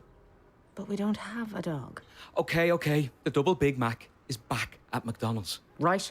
Get the keys. The double Big Mac is here for a limited time. Don't miss it. Served after 11 a.m, subject to availability at participating restaurants until the 16th of November. You're very welcome back to the 9 till Noon Show here on Highland Radio. Right, some of your comments here before we go to the bingo numbers. A lot of you will be interested in that today, as it is jackpot day. I had visitors from Northern Ireland at the weekend, Greg, and they couldn't believe it that we have to pay €6 for one home COVID test when you can walk into any chemist in Northern Ireland and get a box of 6 for free. No wonder our government don't want an end to COVID, so typically we can make money from this. The the government here in the Republic, that is, and when I say here, and I'm conscious that there are people in Northern Ireland listening to this show as well, but in the Republic of Ireland, they say they're going to more of a focus on antigen testing, but to some extent the virus horse has bolted when you see how effective antigen tests and other measures have been in other European countries. A lot of people coming in with their suggestions on a lighter note as it relates to new names for Facebook. Nosy Book is the one that's come in an awful lot. This caller says, my husband calls Facebook Nosy Book for years. Obviously, he doesn't have Facebook himself. Is he not nosy? Get on there and have a good look. Another texter says Nosy Book. Eamon on Facebook, he says Noisy Book. I'm not sure if he means Noisy Book or Nosy Book, but anyway, be that as it may, that's his suggestion. And good morning to you, PMAC, who's watching us on YouTube, where we're going to stream every day there from now on. We hadn't up to now, but a lot of people looking for it, so we'll see. It's there for you now if you wish to watch on YouTube. Just go to Highland Radio Ireland and you can like and subscribe there. Hit the notifications and it'll let you know when we're going live, or when John Breslin's live, or the DL debate when that show's done live, and so on and so forth. It's not just about this show. More and more you're going to be able to consume video content from us here at Highland. So get liking and subscribing and you'll be there and you won't miss it. And we'll be having some maybe online specific competitions going forward as well here and there, so no harm in getting registered, and you can be a part of that too.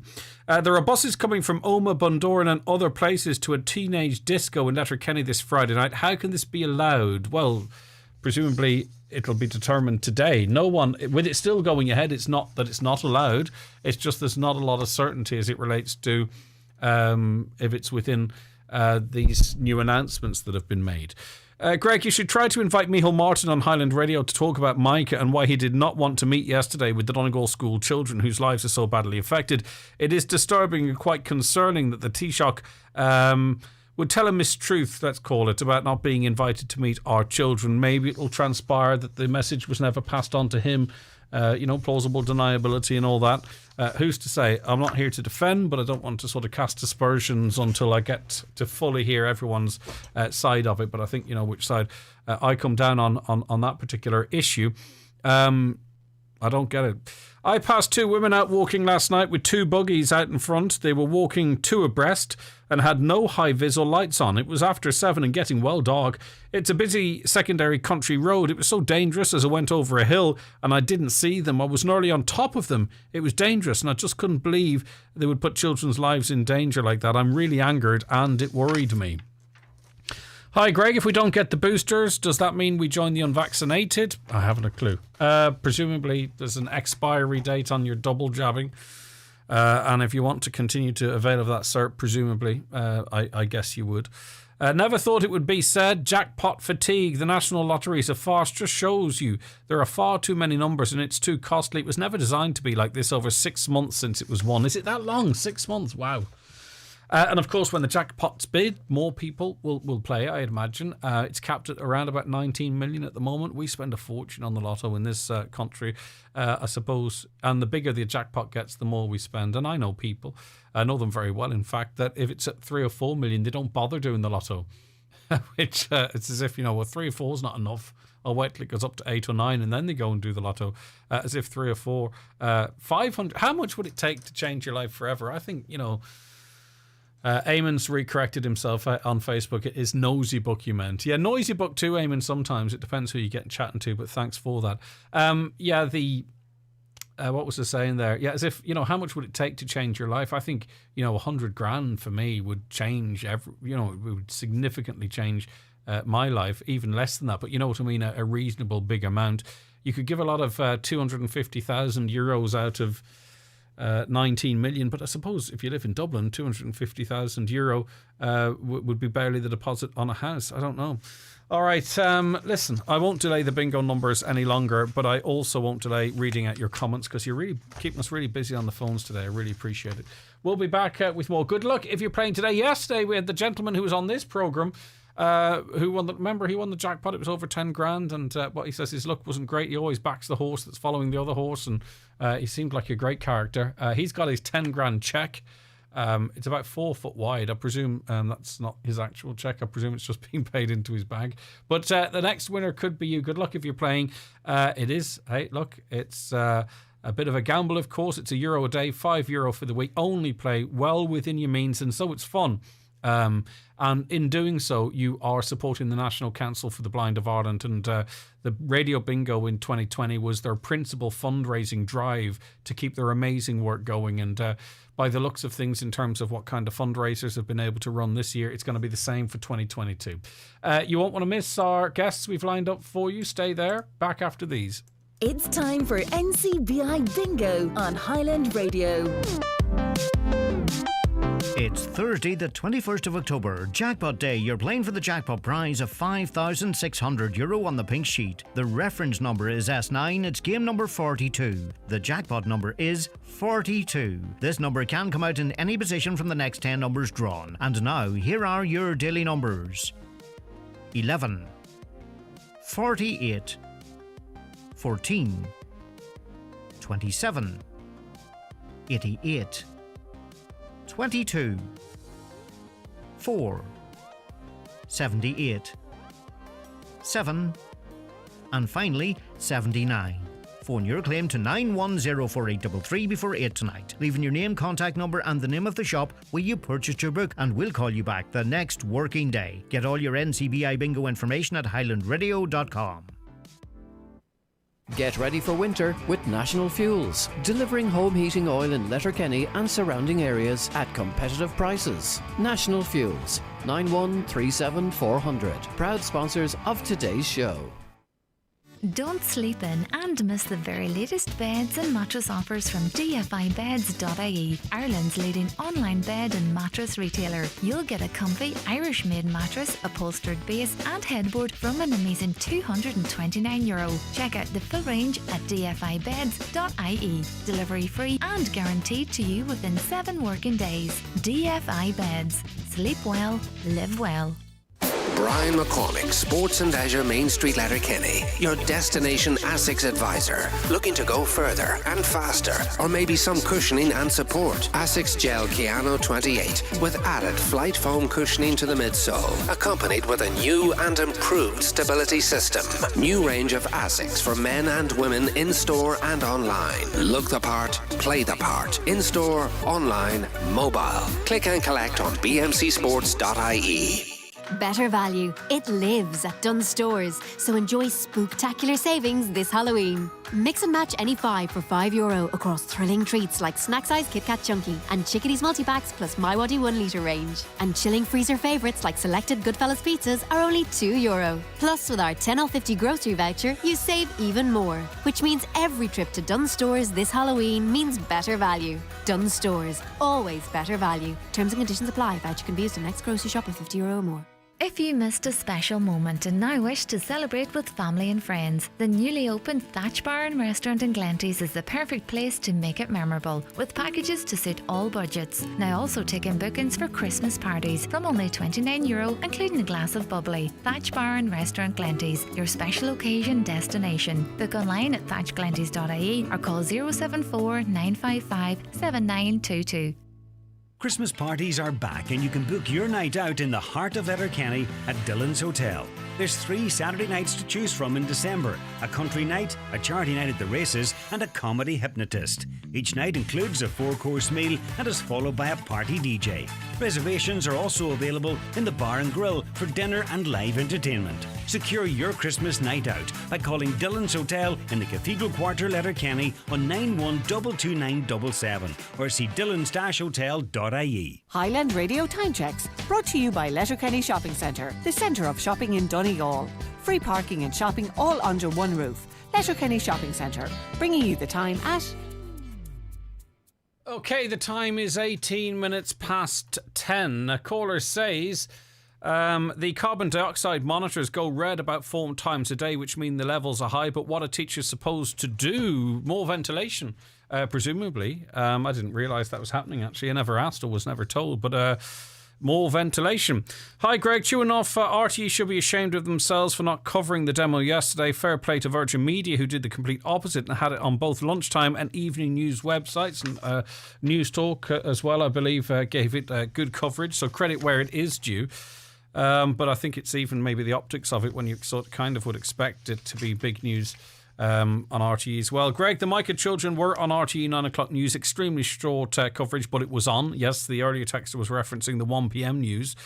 Yes, I agree. RTE are very poor at reporting the Micah issue. They could have given a few minutes on the subject yesterday, seeing the children were involved. We need to stop paying our TV licence, see how they would react. They'd do nothing. They'd just wait for revenue to come and get it off you. One side of me says the new Facebook name, call it the Cuckoo's Nest. Okay, right. Okay, we'll see about that. We're joined on the programme now by Dr. Pat O'Mahony, Chief Specialist in food science and technology with the Food Safety Authority of Ireland. Great to have you on the show, Dr. O'Mahony. Thanks for joining us today. Good morning, Greg, and I hope you can hear me and see me okay. I can see you and hear you in crystal clear quality. Thanks for your time today. Right. Now, these jelly sweets, we talked about this on the programme a couple of months ago, I believe. We didn't know how prevalent they were or necessarily where they were coming from. What do we know about these jellied sweets now that unfortunately contain cannabis, but for all the world look like regular sweets?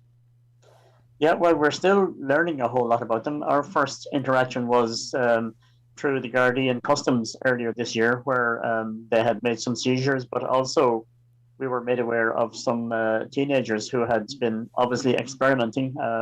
One of whom didn't do so well out of it and was having a seizure and had to be hospitalized. In fact, all three of them are hospitalized. But unfortunately, the seizures and the interceptions by Guardian Customs are still going on. And in fact, this warning we're sending out yesterday, we had planned to do before schools reopen, because we're kind of afraid that the schools are a target based on some of the evidence we're getting.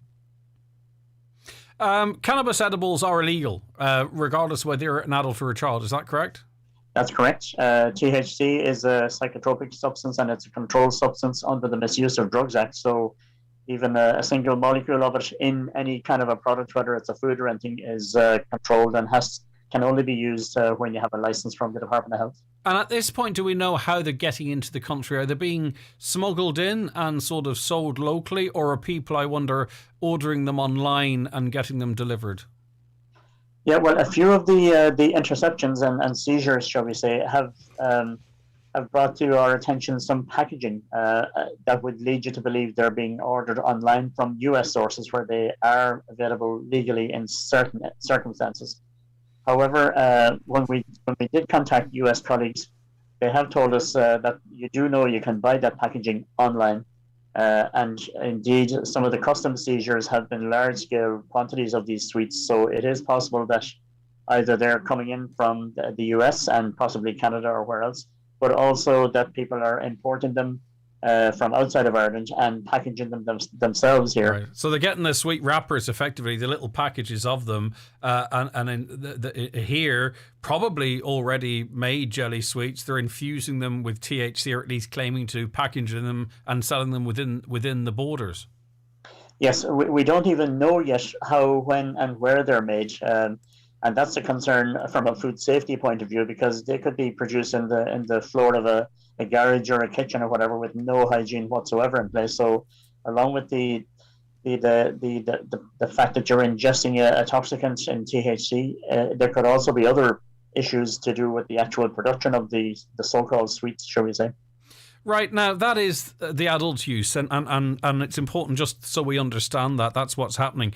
But obviously these could be offered for sale or ordered by younger people, and as well, and I think this is why it ties well into Halloween, you know, to a 3 or 4 or 5-year-old, a 12-year-old who saw these lying around or saw the packaging, ripped them up, consume them in great numbers. The dangers there are incredibly real. Not even if they only had one, but you know what I mean.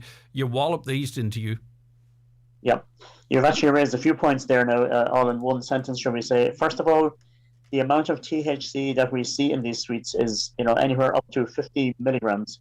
if you smoke a joint, you will probably get somewhere between 5 and 10 milligrams into you. So you can imagine putting 50 milligrams in one sweet into a small body, 3 or 4 year old, and put 4 or 5 of them in there, because a child is never going to eat one. The other issue you raise is that most adults are not going to give these sweets to a child, unless they do so accidentally. And there's a publication last month in the Irish Medical Journal where they talk about 6 children under the age of 10 that were brought to their emergency department, some of them in a comatose state. And in at least 3 of those cases, 2 were siblings, 3 and a 4-year-old. They had found the sweets in a bag, a school bag, in close proximity. Another 10-year-old had taken the sweets from a 26-year-old sibling. So, it's bad enough having adults use these. That's their own volition, shall we say. But when they let them around and small children get their hands on them, then we have serious, health problems, basically. All right, okay. And in terms of how we describe what they look like, it's like describing any sweets, I suppose. They can come in all different shapes or sizes, but do we have a particular thing moms or dads, granny and granddads, etc., can look out for? Well, I think if you think of I suppose the most popular one that comes to my mind is the Haribo Sweets. They're small little packets of all kinds of shapes and sizes of jellies. They look pretty innocuous. They just look like normal jellies, and that's the idea. I mean, this is just drug trafficking. I don't think they're going into the food business, these people. So it's kind of hard to distinguish. If the packaging has some kind of labeling, well and good, but I don't think most of these people are responsible enough to consider what kind of labeling to put on these. So just beware of where you're buying these products, basically. Yeah. Okay. Listen, thanks for that. I appreciate your time today. I really do. You're welcome. Okay. Thank you very much indeed. That was Professor Pat O'Mahony talking about those sweets which are in circulation right now. Dr. Pat O'Mahony, indeed, I've got his title correct. He's the Chief Specialist in Food Science and Technology with Food Safety Authority of Ireland. And I think any of us with young people know they go grazing and hunting, don't they, around the house, looking for stuff. And I'm not saying you have them in your houses, but that's their curious nature. And you don't have one of these which contain high levels of THC stroke cannabis. They might consume quite a few of them. So it's nothing to be overly alarmed about, of course. It's just for us all to be that extra bit careful. Greg, another thing we've managed to lose is the traditional Irish Halloween. I want you involved in this conversation, please. Pumpkins have no part whatsoever in our Halloween.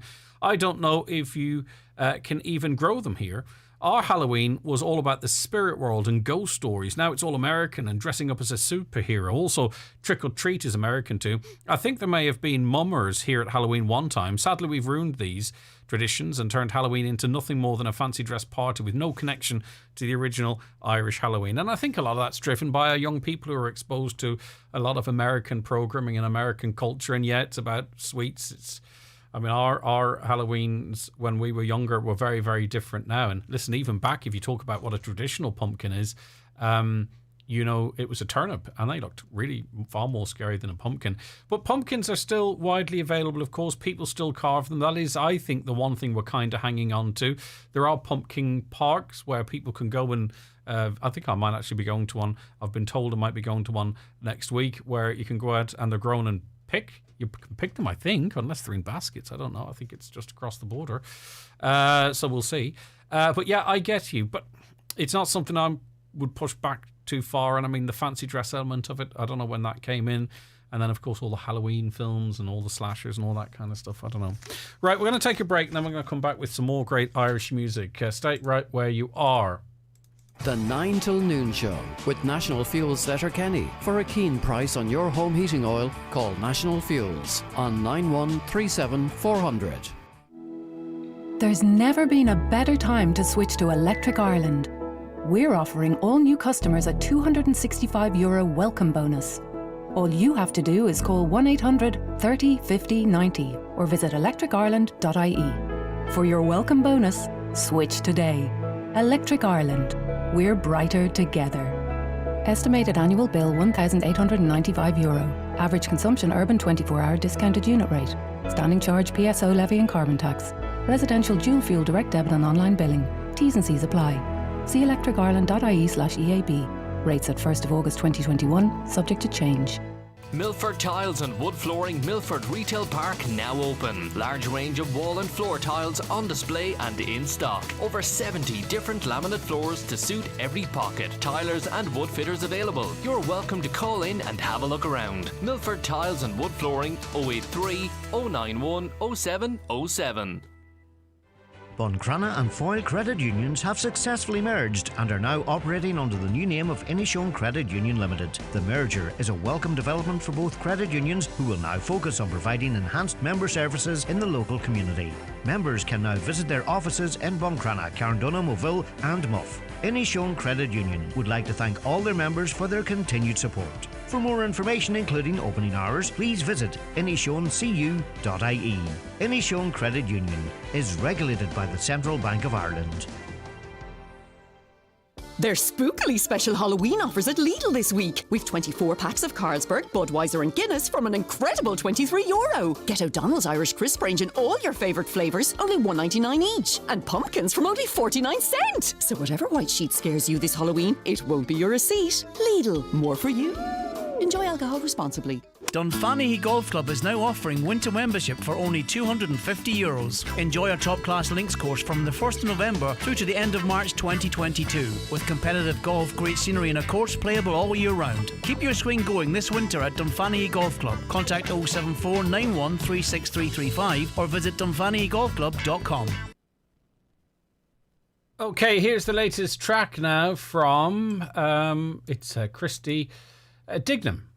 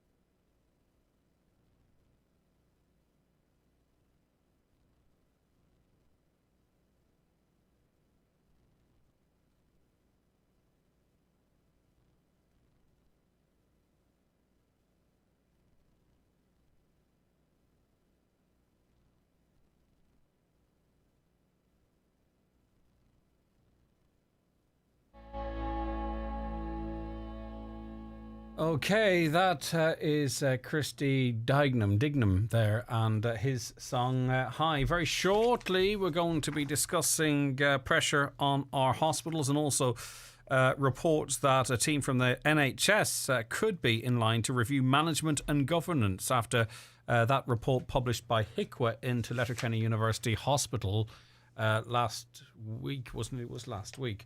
As we get to that, RTE ignoring Mica demo, not just them. Posters put up in Fanad area supporting the Mica campaign mysteriously disappeared overnight. Wonder why. Greg, did any politicians go out and meet the Donegal children? Did any of the Donegal TDs go out and meet the children? I'm not. I can't say one way or other because I don't want to say the ones that I know in case I'm doing others that did a disservice. Maybe one of the organisers might be listening and can let us know who did and who didn't. But I mean, it's possible they weren't in Dublin that day as well. Only saying that not to defend anyone, but just trying to be absolutely fair. It's not hard to know if the government has influence over RTE when it's not too long ago that they banned Sinn Féin from the airwaves. Do you remember that? Did you see, speaking of, and one of those famous images that we've seen would have been Jerry Adams on the Late Late Show.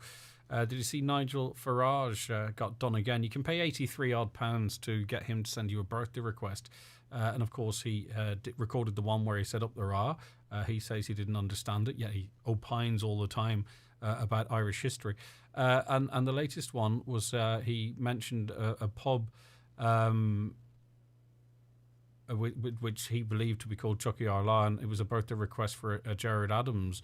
Another 83 quid in his bank account, but again shows a complete misunderstanding of here, and yet constantly talking about Ireland, it seems. Where is the COVID hub for the booster in Letterkenny? That is Michaela. I'll get that information for you. I think it's opposite the hospital. I think it's where the testing centre is. New name for Facebook, Farsbook, yeah. Hi, Greg. So we've got Nosy Book and Farsbook and Noise Book, although our Facebook watcher did adjust his suggestion. Hi, Greg. Vaccine cert. I went to a hotel in Donegal at the weekend and no cert was asked for. I thought hotels were supposed to be strict on this. Everyone is supposed to be strict on it, but what you're going to see now is, from now on, spot checks. People going in, public health people going in and closing places down or warning places that don't ask. We shall see. Hi, Greg. Just wondering if you any idea for the young getting into the nightclubs. Does it have to be the emailed cert or is the wee card with the dates when you got your vaccine okay to have? Thanks. Still waiting on clarification. And the last thing I want to do is mislead you. Good morning to James Jamie, watching us in Pittsburgh. Good to have you with us on Facebook. Thank you very much for that, Jamesy. Morning, Greg. When will we know about local teenage discos? I tried phoning one yesterday. It's in the Inishowen area this Friday night. A lot of children are not vaccinated. I can't understand how an unvaccinated child can sit in a classroom and mingle at school, but maybe refused entry to a teenage disco. It doesn't make sense. Maybe you could try and find out about entry to teenage discos. Thank you from a mammy who's a child waiting all year for their first disco. Yeah, indeed. And look, I get what you're saying as it relates to the, is it an anomaly or the contradiction that you can have them in a school setting and communal spaces, but maybe not nightclub. But we don't know yet what the T's and C's for their access to these facilities are. Government giving green light to open nightclubs to appease that sector will cost lives with the way the COVID situation is going at the minute, says this caller. Can we not ground ourselves for the sake of all the vulnerable people who will catch COVID and potentially die? Another, Greg, how can chapels go back to full capacity when you have to keep 2 meters apart? It's confusing. It's full capacity following the current guidelines, which is that social distancing. So it's full capacity under those terms. But I know where you're coming from, but look, nothing about this is going to add up completely. It's a case of, I suppose, people being asked to take on own personal responsibility. Now, Tony Canavan is the CEO of the Cielta Hospital Group. He joins us on the programme now. Thank you very much for taking the call this morning, Tony. Good morning, Greg. Right, so across the Cielta Hospital Group, what is the situation and what kind of pressures are on our hospitals at the moment? I think what we've seen over the last 7 days is a growing pressure on all of our hospitals across the region, and our region includes all of the hospitals from Letterkenny down through Sligo, Castlebar, down as far as Galway, Roscommon, Portiuncula and so on. This day last week we had 62 patients that were COVID-19 positive across the group, and this morning we have 94. Those numbers increased quite significantly over Saturday and Sunday, and we're seeing a rise in the numbers pretty much on all sites. So the pressure associated with COVID-19 is quite significant at the moment, and it continues to grow. What would be the breakdown of those who are admitted to hospital with COVID or catch COVID in hospital? It is true to say that we have both. So we have patients that are admitted to hospital that are test positive for COVID-19, and they may be admitted for COVID-19 reasons or treatment or for other care reasons. But we also have outbreaks in a number of our hospital sites that we're managing currently, and what that means is that there is transmission within the sites. So the exact breakdown I don't have offhand, but it is true to say that there is a mix of both happening right now. Would the hospital acquired side of things be significant in number? I mean, obviously any hospital acquired disease or infection is important, but would it be significant even if we don't have an exact breakdown? It's significant enough, and I suppose I would put it this way: it's very significant in terms of how we manage services within the hospital, because when you have an outbreak, it essentially means that we put a particular arrangements in place for a period of 28 days from the last case being detected, and that often means that beds become unavailable in wards for use for that period of time. So if you take one of our largest hospitals in the group, Galway University Hospitals, today we have 30 beds that are closed because of that very reason. So it is very significant when you have an outbreak in a hospital, not just for the people that contract COVID-19 and their care needs, but also for the delivery of services on the hospital. It's a significant issue. Now, we've heard of unusually high presentations to Letterkenny University Hospital. And it's not exclusive to Letterkenny, but it seems particularly high there. I mean, what is the statistics in that regard, and what understanding do we have as to why now there's an awful lot of people presenting at the ED, either related or unrelated to COVID? So you're absolutely right. The numbers attending at Letterkenny University Hospital are particularly high. And what I mean by that is, if you look at a couple of days this week, we had in excess of 160 patients attending in a 24-hour period. That's at the very high level of attendance for a hospital like Letterkenny. It reflects what's happening in other hospitals across the group. So when we look at Sligo over the course of the last number of months, we can also see that the numbers attending there are considerably higher than they would have been in the same period during 2019. On some of our hospital sites, we're seeing that we're having 20% more presentations now than we would have had in the same period in 2019. So there is a very significant increase in the numbers of people attending. And in terms of what we're seeing, well, we're seeing a mix of everything. I think in the early parts of the summer, we would certainly have said that what we were seeing was patients that had deferred care because of COVID-19. They'd stayed at home and maybe did their best to get by as much as they could, but eventually they had to seek care, and so they turned up at our emergency department doors. We certainly saw that in the early part. I think what we're seeing in increasing numbers now as we progress through the winter is greater levels of respiratory illnesses and illnesses that are associated with the winter. Which traditionally there's always been a high presentation at that hospital with respiratory illness. That's absolutely true of Letterkenny, and it's because of the population that we're serving in that area, largely a rural-based population, and also an older population relative to the rest of the country. So yes, that would be a particular feature in Letterkenny. Yeah. But does the amount of people presenting at Letterkenny University Hospital deserve further investigation? Is it that sort of is it an outlier to the point that you feel that, well, we need to look at what are people turning up at this hospital with? I know you've given an overview there, but does it need further investigation? It does, but what I would say is that, first of all, Letterkenny is not an outlier in respect of the hospital group or in respect to the rest of the country. Okay. All hospitals in the country are seeing very high levels of attendance at their emergency departments at the moment. I know, and I should be more careful with my language, but I hope you understand the point. No, I do, and I think the general point is still a valid one, that we do need to understand specifically why more people are attending the emergency departments. On a day-to-day basis, Tony, and maybe this might be something that you can't comment on a day-to-day basis, we receive an awful lot of text messages of people that can't get to an appointment with the doctor. It varies very much from GP practice to GP practice, but there is a sense here that people are struggling to get to see their doctor. They're concerned about maybe a relative or indeed themselves, and they're bypassing the GP, bypassing the GPs and going straight to the ED because they are very much on the side of the caution. Could that be a factor?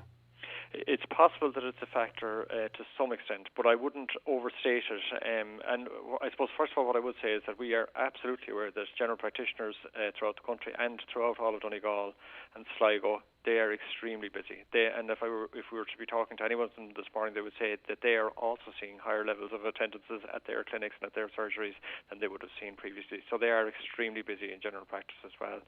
And I think what we need to do is we need to look at general practice and the hospitals and our community services as just part of an overall system that needs to work as best we can together to meet patient needs. So there are some patients that turn up at our emergency departments for sure that could receive care, appropriate care with their general practitioner, and we would encourage them to do that when they can. But I think, to be fair, the vast majority of people turning up at our emergency departments in Letterkenny and in Sligo are people who need to be there, the vast majority of them, and we can see that in terms of the patients that are being admitted then into hospital afterwards. Obviously, Letterkenny, I think it may have well been linked to an outbreak, had figures of cases in the low to mid 20s. Sligo had a lower number of cases up until recently. Now both in the high teens, though Letterkenny is bouncing around a little bit. And in terms of ICU, I believe it's 3 in Letterkenny University Hospital, none at the moment in Sligo University Hospital, relating to last night's figures. So as it relates to those two hospitals, are they coping at the moment? And is there a tipping point? So to answer your question directly, I would say yes, both hospitals are coping at the moment, but they're coping under very significant pressure. Sligo has 18 patients that are COVID-19 positive this morning. Letterkenny had 16 patients that are COVID-19 positive this morning. So those, again, reflect, I suppose, in Sligo, an increasing number, and as you correctly described, Greg, a kind of a fluctuating situation in Letterkenny that's quite unpredictable at the moment. Yeah. One of the areas of concern for us is around ICU. So there are 4 patients in Letterkenny that are in ICU with COVID-19, and we're keeping a close eye on that at a regional level because throughout the COVID period, we've transferred patients as necessary from the ICU in Letterkenny and indeed from the ICU in Sligo and in Mayo down to Galway when there was capacity there. But it's facing its own pressures now, isn't it? Absolutely. Yeah. And so we don't just look at any one hospital ICU in isolation anymore. We're looking at them across the region and seeing how do we make best use of all of those ICU beds across the whole region. So that's what we're doing. We're watching Letterkenny very carefully today because those numbers are at 4. Right, okay. So just in terms of, I mean, obviously when we're talking about 4 cases, we can't get into any detail. So maybe talk across the hospital group. What can you say as it relates to the cases in hospital in the vaccinated, the fully vaccinated and the unvaccinated? So when we looked at those numbers last week, and these are last week's numbers, what we could see was that approximately 2/3 of the patients that were in ICU across the region were unvaccinated and 1/3 were vaccinated. So there is a greater proportion, or however you want to describe it, of people who are unvaccinated that are presenting with significant illness or significant care needs, and that those needs have to be met in an intensive care environment. So, and one last COVID-related question, as it relates to staff. I mean, obviously a lot of the staff would have got their vaccine very early. There are reports around the country of breakthrough cases. The last thing you guys need is staff actually off with COVID. Is that an issue at the moment across the group? And if so, how significant? And how worried might you be that it takes a while, obviously, for the 2,000 plus cases we saw yesterday to relate into, hospitalizations and serious cases, and sadly, ultimately, and we hope it's not many, but death. Those two things combined, how worried are you, say, for mid to late November? Yeah, it's a very good question in the sense that what we see happening today, we need to take account of that because it will have an impact in our ICUs and in our hospitals in 2 weeks' time or thereabouts. So yes, we are concerned about the numbers that we're seeing today and trying to plan on the basis that we would expect a further escalation of our numbers in hospital over the coming 2 week period and an increase in the numbers in ICU. No. And you also asked me specifically about staff. We have very high levels of vaccination, the high 90s of all of our staff across the hospital group. But actually, in the last week, we are starting to see some staff, increasing numbers of staff, testing positive. Now, the numbers are small at the moment, but we're watching it very closely because it's a real concern. You need staff to deliver service, and if staff are on leave because of COVID, if they're on sick leave because of COVID, we don't have them available to us for that purpose. So we're watching that very closely, and it is a real concern at the moment. All right, thank you very much for that. Now, we did see recently the publication of a HICWA report into Letterkenny University Hospital's gynecology services, which identified weaknesses in oversight arrangements and governance structures in the hospital. It made for, as a layperson, very, very difficult reading. As someone, as a head of the hospital group under which Letterkenny University Hospital lives, what was your reaction? What is your reaction to the findings of that report? So the report was produced by HICWA following a very detailed review that they conducted over the period from May to September. And when I say very detailed, they conducted on-site interviews with staff, they reviewed documentation and charts and records in our computer systems and so on. They also interviewed and met with patients who had used our services, and I suppose they collated all of that information in putting together the report. So it was a very comprehensive review that they did, and so we look on the outcome, the reports that they produced. We take that very, very seriously as a result of that. I think one of the surprises for me when I looked at the review was that our expectation was that it would focus very much on deficits at hospital level, or indeed progress that had been made at hospital level. And it did that. It certainly outlined some of the progress that has been made, and there's been quite a considerable amount in the last 12 months.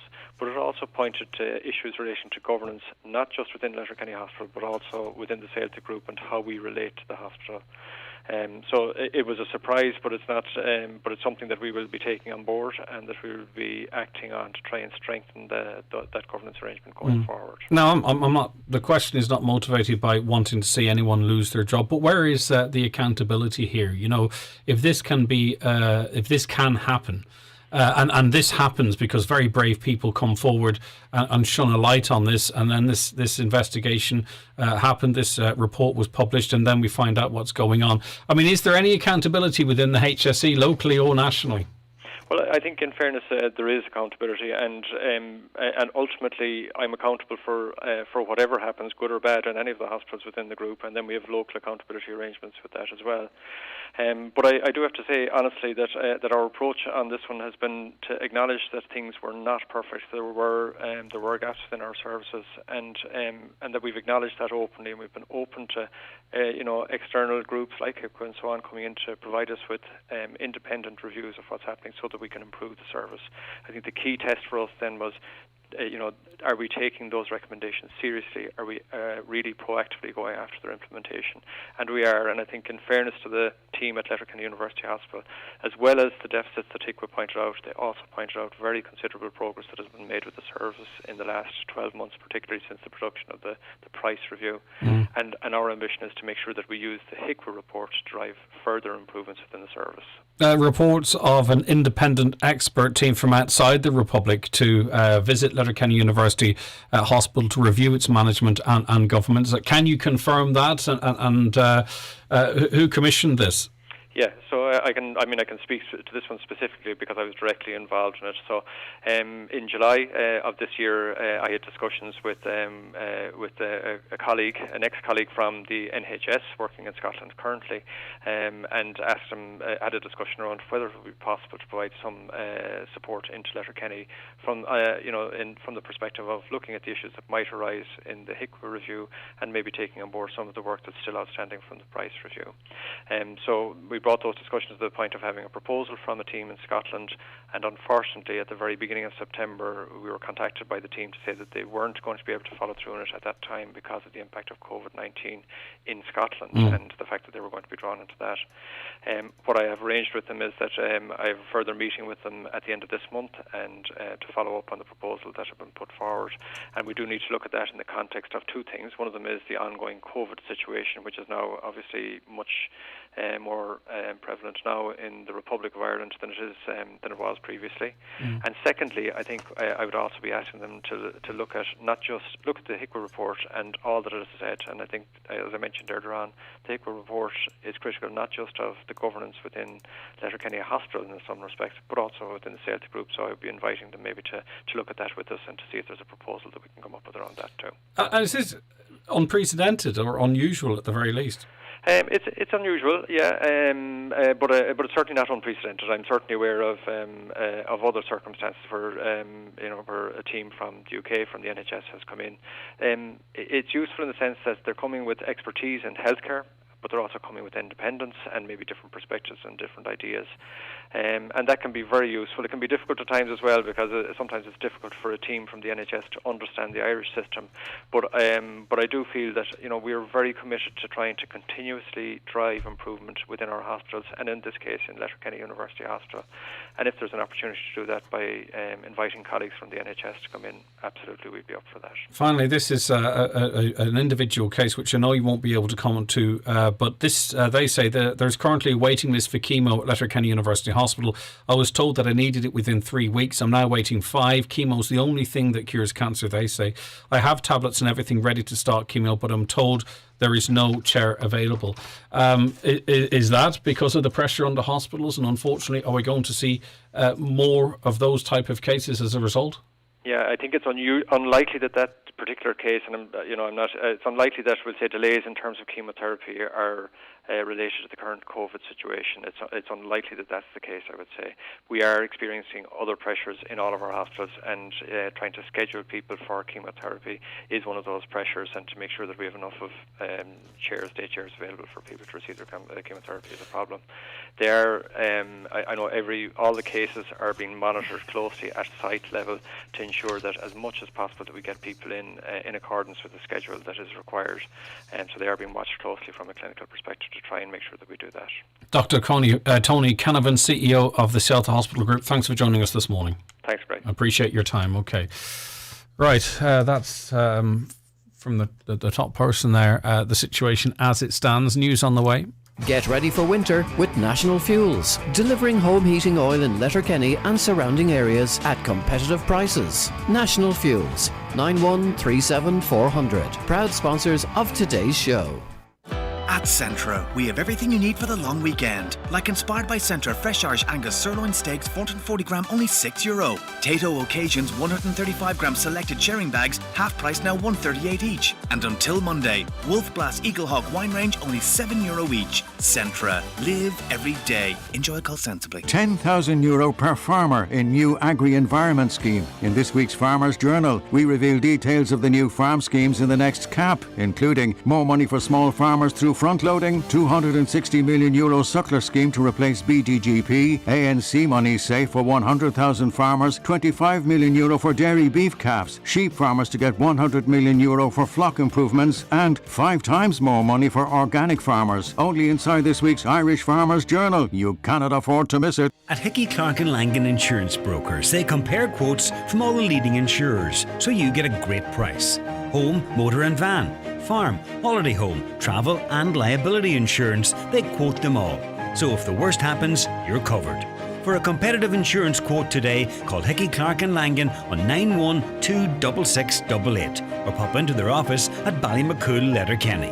Hickey, Clark and Langan General Insurances Limited, trading as Hickey, Clark and Langan, is regulated by the Central Bank of Ireland. Join David James with his special guest Olivia Douglas plus the Ryan Turner Band this Saturday night, the 23rd, in Ungrinnan Hotel, Burt. Tickets on sale from hotel reception and on the door on the night. Doors open 8:30. Why not make a night of it with B&B for 2 people, only €99. That's David James live in Ungrinnan Hotel, Burt this Saturday night. Ireland is proceeding carefully with our plan to manage COVID-19. However, with infection rates increasing, along with hospitalisations and ICU admissions, we will keep using our COVID passes and all redouble our efforts to protect the progress we have made and keep moving forward. Vaccination is the best way to protect ourselves against COVID-19, but we must also continue working together to protect ourselves and each other by acting fast, isolating and getting tested if we have symptoms, wearing our face coverings where appropriate, making sure that indoor spaces are well ventilated, making full use of the space available to us, and covering our coughs and sneezes and keeping our hands clean. And remember, if you are in a place where guidelines are not being followed and you don't feel safe, take your business elsewhere. We will continue to keep you updated with public health guidance and the information you need on gov.ie/recovery, supported by the Government of Ireland. Highland Radio weather updates brought to you by Grant. Take home heating efficiency to new levels with Grant's air-to-water heat pump and underfloor heating. Visit grant.eu.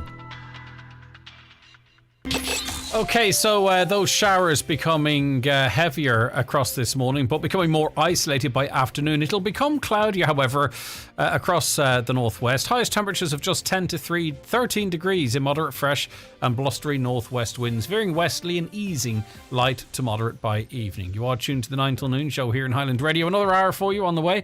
Stay tuned for that, but we cross now over to Catherine for the latest news. Good morning, Catherine. Good morning, Greg. Letterkenny University Hospital is the most overcrowded hospital in Ireland today. Figures from the INMO show there were 46 people awaiting admission there this morning, 6 of them on trolleys and a further 38 waiting on wards or in overflow areas. Well, the CEO of the Cielta Hospital Group says they are monitoring Letterkenny University Hospital closely amid ongoing bed pressure at the facility. Tony Canavan says they will be seeking further clarity as to why the ED in Letterkenny is experiencing such a large number of people presenting. One of the organisers behind the Children's Micah protest has hit out at the Taoiseach over not meeting with them yesterday. Over 50 children from Donegal spent much of the afternoon protesting at the gates of Leinster House. New guidelines for nightclubs, bars and live venues will be revealed later. Multiple bookings are expected to be allowed, while socially distanced queues will be permitted at bar counters. It's costing €4 million to send carbon dioxide monitors to every school in the country to prevent the spread of COVID. The Department of Education started delivering 35,000 monitors at the end of August to check ventilation in classrooms. Minister Jack Chambers is insisting a controversial religious ceremony to mark the partition of Ireland is not a celebration or commemoration. The Junior Minister and the Foreign Affairs Minister Simon Coveney will attend the event in Armagh today. President Michael D. Higgins declined an invitation to the service. And Gardaí and Donegal are targeting roads where an 80 km/h speed limit applies as part of National Slowdown Day. There is a focus on so-called rural roads, as almost 4 out of 5 road fatalities so far this year have occurred along these routes. That's it for now. We're back with more at 12 noon. Okay, Catherine, thank you very much indeed. Back after the break. Get ready for winter with National Fuels, delivering home heating oil in Letterkenny and surrounding areas at competitive prices. National Fuels, 9137 400, proud sponsors of today's show. Beat the cost of Brexit and no customs charges. Do you need a UK address? For your limited company or personal use, Space Hub in Derry can provide you with your own virtual office or mailbox. Have your post and parcels delivered to Space Hub and collect at your convenience. Also brand new 20-foot shipping containers now in stock. Ideal for all your storage needs at our Springtown and Coolmore depots. Find us on Facebook or spacehubderry.com or call 04871 878077 for details. At An Post, we're committed to building sustainable communities across the country. That means making sure everyone has easy access to everyday banking services, no matter where they live. It's why AIB and Bank of Ireland customers can now lodge and withdraw money. And Ulster Bank customers can lodge money at any of our 900 post offices nationwide, 6 days a week, because we believe in an Ireland where managing your money is simple and convenient. Visit onpost.com/everydaybanking. On Post for your world. Allied Irish Banks plc, Bank of Ireland and Ulster Bank Ireland DAC are regulated by the Central Bank of Ireland. At Super Value, we've amazing low prices with great offers like save 33% in our steak sale with Super Value Fresh Irish Strip Loin, Sirloin and Tomahawk Steak. Super Value Signature Taste award-winning breakfast deal only €5. And Super Value Signature Taste Party Food, any two for €7. Super Value, real food, real people. Thinking of changing your floors? Why not see what Florid Letterkenny has to offer? Florid have a large selection of solid, semi-solid and laminate click vinyl wood flooring together with a fantastic choice of parquet, herringbone flooring, all at incredible value. Don't delay. Call Florid today on 087 161 7008. When it comes to pensions, we all need some guidance in making the right decisions. At John F. Lowery Financial Services, you'll get expert advice on all aspects of pension planning, including choosing a provider, ensuring the contract you have is appropriate for your employment circumstances, and claiming the tax relief. Our team of highly qualified advisors have access to all of the insurance companies, so we truly can be your one-stop pension provider. To arrange a confidential pension assessment, visit jfl.ie or call 9124002. John F. Lowery and Associates Limited, trading as John F. Lowery Financial Services, are regulated by the Central Bank of Ireland.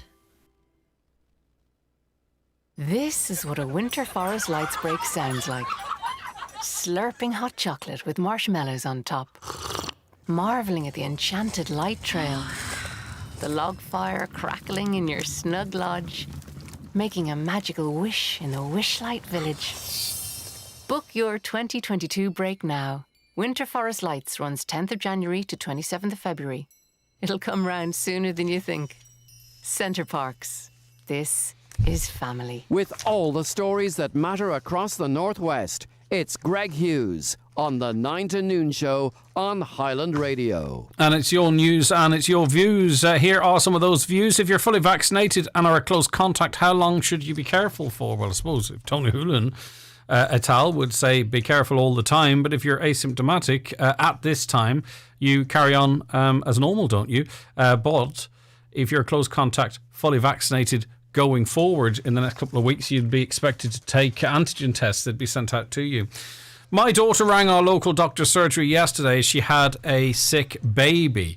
She had to ring 15 times before anyone answered the phone. In fact, I was ringing, and it's not specific to any particular area, a GP's not so long ago, and there must have been so many people ringing, it was coming back with that da-na-na, you know, that where the number simply wasn't available. Eventually got through, but that's how busy some of them are. Right, now we're joined on the programme by author of The Bostonian, Larry Donnelly, law lecturer at NUI Galway. Good morning to you, Larry. Great to have you on the show again. Congratulations on your work. Good morning, Greg. It's great to be with you, as always. And this morning, I do have to say, because publication of the Bostonian has become big news in Boston, and I had to show that there's very little degrees of separation between Boston and Donegal. I just want to say hello to all the McCarrans in Buncrana and thereabouts who are listening in. They're very close relations to friends of mine, the Nelany family, back in Milton in Boston, where I'm from. So hello to all the McCarrans, first of all. It was inevitable, wasn't it, that you were going to have an interest in politics, given your family? Yeah, absolutely. My great uncles Frank Kelly and John Kelly were involved in politics for a very long time. Frank was the youngest Boston City Councilor and elected in this period. He was Attorney General of Massachusetts, Lieutenant Governor. His brother John followed him into the business and was Boston City Councilor and served as President of the City Council. And then later on, my Uncle Brian Donnelly, who many listeners will know from the Donnelly Visa Program, served in Congress for a long time and later was Bill Clinton's ambassador to Trinidad and Tobago. So politics really was the family business, as my dad always used to call it. So it's what I grew up in, it's what I know, and it's what has always been my passion. Tell us about your early life, Larry. Yeah, I suppose I grew up in that milieu in and around the city of Boston, and Boston went through an awful lot in the years of my childhood, and in that time, and there were some fraught periods, especially during court-ordered desegregation of the Boston public school system, which may have had a noble intent, but was done in an inequitable and grossly unfair way, and that engendered a lot of, racial issues on the ground. It involved a lot of disenchantment with the Democratic Party.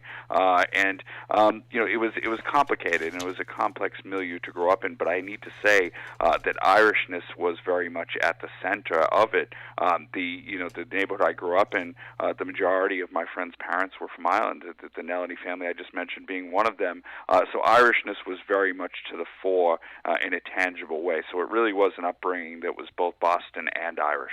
In terms just of your family and the political world going back a number of years, Larry, and it'll make sense when I come to the end of the question, and how it operated, and what a Republican was, what a Democrat was, what a Conservative was, what a Liberal was, and compare it to politics now, and the horses that politicians might ride that might not necessarily align with what you might expect. How different is American politics then as compared to how it is now?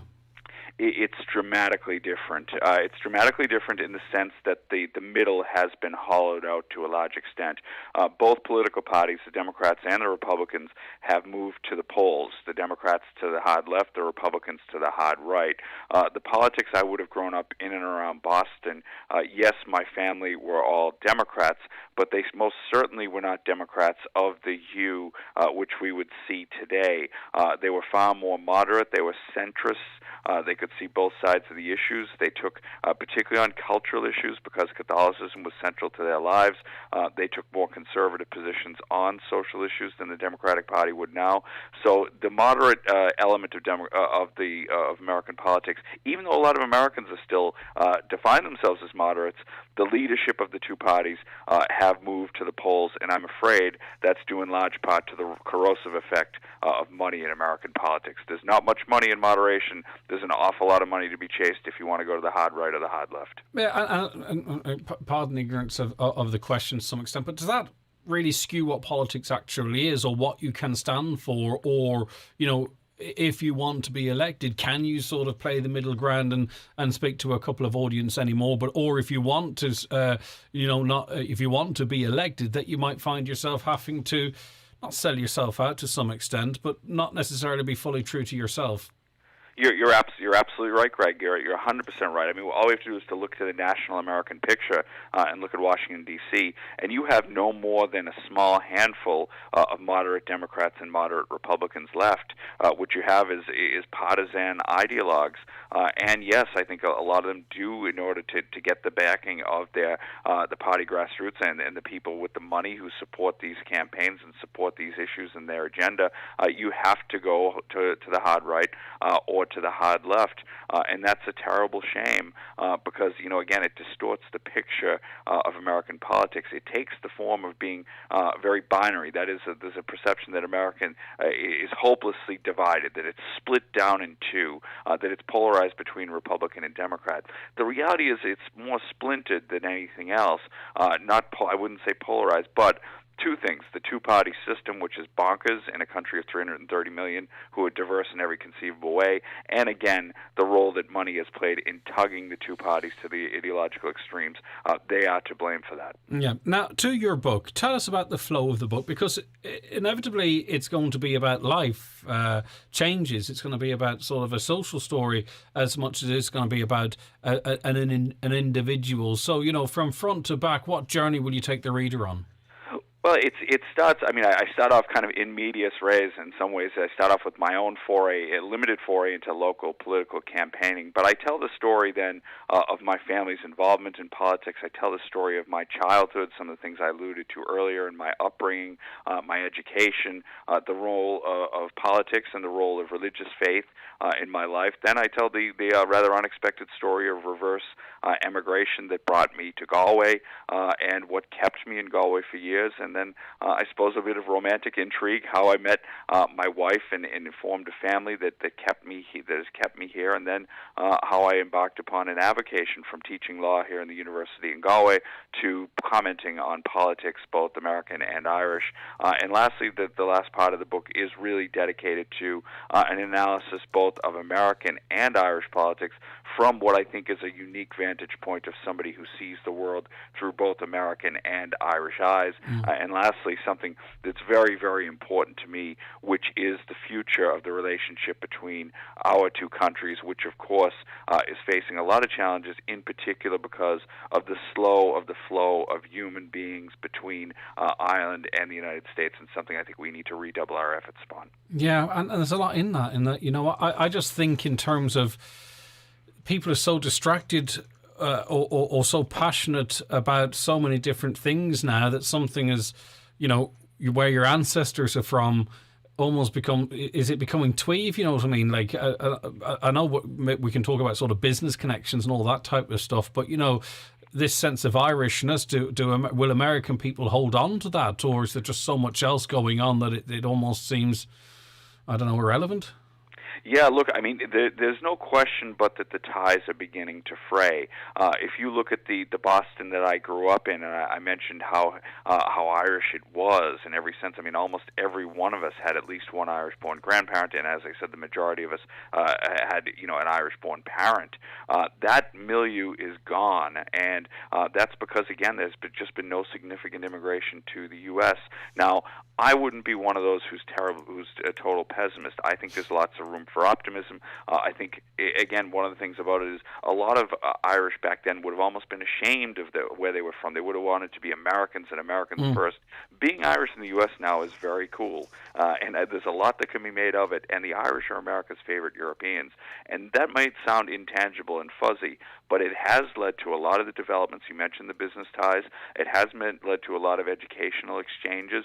It has led, for instance, to the GAA becoming a major player in the United States and a major influence on the lives of a lot of young people, including those who aren't Irish Americans. So there's lots of ways, and there's lots of us who are eternally committed to maintaining this relationship. But I do think, Greg, it's important that we redouble our efforts on the immigration issue because, you know, I mentioned the Donnelly visa earlier. There is every bit as much a case to be made that Irish people are still discriminated against coming to come and live and work in the United States as they were back in the 1980s. And we need to work on that, in particular for a Donegal audience. When I'm home, the vast majority of the people I see who are taking a chance, who are undocumented in the U.S., they typically tend to be from Donegal, and a lot of them from Inishowen. I really think that the United States and Irish Americans needs to go to work to regularize their situation. Yeah, right. Finally, just Larry, we saw that, you know, you talked about moving to the polls in America. It's kind of somewhat, I think, happening here. We have found ourselves in a situation whereby, you know, we've had this great relationship with America, but over here the conversation is that, you know, if you were a Donald Trump supporter, you almost weren't welcome in this country, yet you know, they made up half of the voting population effectively. Are those scars, maybe they're open wounds, or are those scars still there, or are we ever going to get back to where we were at? Because we were having conversations here, and someone would not come on the likes of a program like this or others and say they supported Donald Trump, you know, because they would probably have been lambasted. Or then we have people, some might say over here, had an unhealthy interest in Donald Trump's presidency. And when I say unhealthy, sorry, I mean not irrational either, but it didn't make a great deal of sense why they could be so invested in it. Can you unravel any of what I've just said there? I think there's a question in there somewhere. Yeah, it's a tricky mystery, but Donald Trump is, you know, there's no question that there was an element of toxicity around him. And I should say, a lot of my friends, including lots of Irish Americans and Irish-born people, did support Donald Trump. But certainly the reaction to him over here was very, very negative, and with some good reason. But what I think is important, and the Irish government is copping on to this, is it's very important to recognize that Irish America is not monolithic. It's Republican, it's Democrat, it's conservative, it's liberal.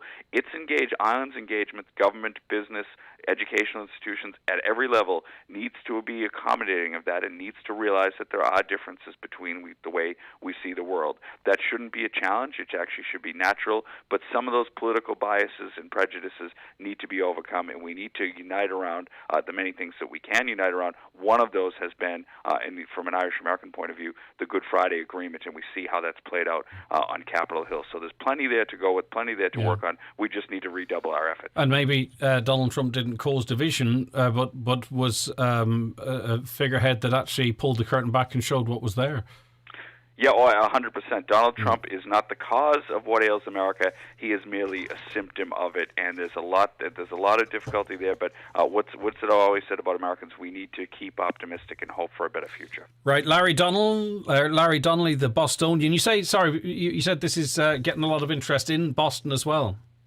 It is, yeah. I'm actually in the process of organizing a launch for the book in Boston, which I'm incredibly happy to be doing. But it's on sale now in good bookshops all around the country and online. So I'd love it if listeners would buy it. I hope it's a good read. And if I come across you along the way, I'd love to sign a copy. Take care of yourself. Thank you very much indeed. Larry Donnelly, author of The Bostonian. He's also a law lecturer at NUI Galway and a commentator on both Irish and American politics. The 9 till noon show with National Fuels, Pierce Road, Letterkenny. For all your solid fuel needs at the keenest prices. 9137 400 or nationalfuels.ie. Highland Radio. I'd like you to exceed my expectations. Ah, you've heard then. Stay tuned. We'll be right back to you.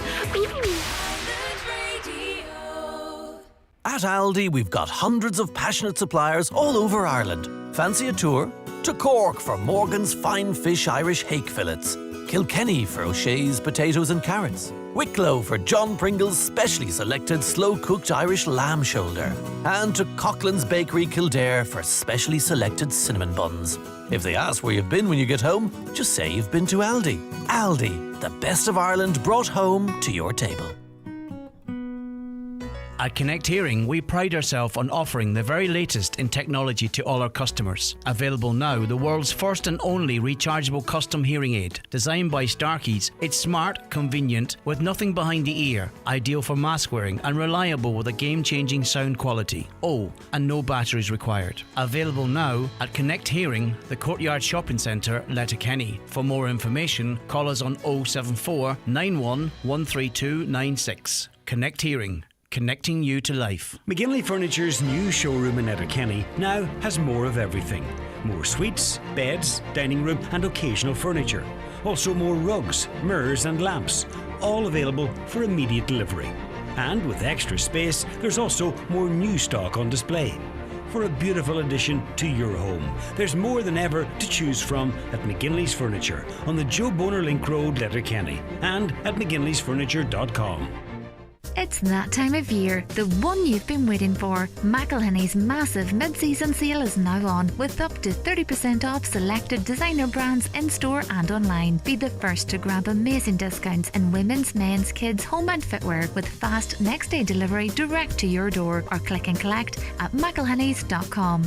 Highland Radio Time Checks, brought to you by Letterkenny Shopping Centre, the centre of shopping in Donegal. Free parking and shopping all under one roof. Letterkenny Shopping Centre, bringing you the time at... The time is 11:21. It was a little bit peculiar to me to see yesterday the sort of lack of interest by RTE, and I'm not RTE bashing, but, you know, it's a significant story, a significant visual that took place in Dublin. Very little interest in it, seemingly. There was a bit on the 9 o'clock news, but there was very little coverage. But there was a great interest in, and it's not that simple a thing to do, putting in a freedom of information request to find out what civil servants were saying about all of those dealings and debates and exchanges they had with the Defective Bloc Group or within it. They said in these email exchanges that demands for redress by Mocha homeowners were described as off the scale and giving rise to very serious concerns. This was according to the civil servants speaking in last month's internal correspondence. And we also learned we'd learned earlier that the Department of Housing estimated the cost of redress for homes affected by mica, as requested by property owners in Donegal and Mayo, to be in and around 3.2 billion. But we also learned in conversations after that there didn't see any rhyme or reason to this figure. It didn't seem to make any sense. Right, so Michael Doherty's PRO of the Mica Action Group and joins us on the programme now. As always, thanks for your time, Michael. I appreciate it greatly. Morning, Greg.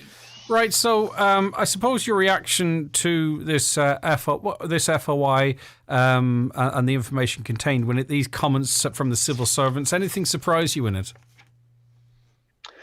Yeah, I'm not particularly surprised because I know, and we've all known for some time, those of us that's been closely working with them over the summer, that they were hell-bent on defending the old scheme. That's the bottom line. They were largely responsible for the transition of what was a 90-10 scheme, which was not ideal, obviously, to what was a lot less ideal, a 60-40 scheme, through their administrative guidelines that took them 4 months to concoct, and basically turn a 90-10 scheme that may have been feasible to, not for everybody, but certainly it may have got some homeowners at least underway.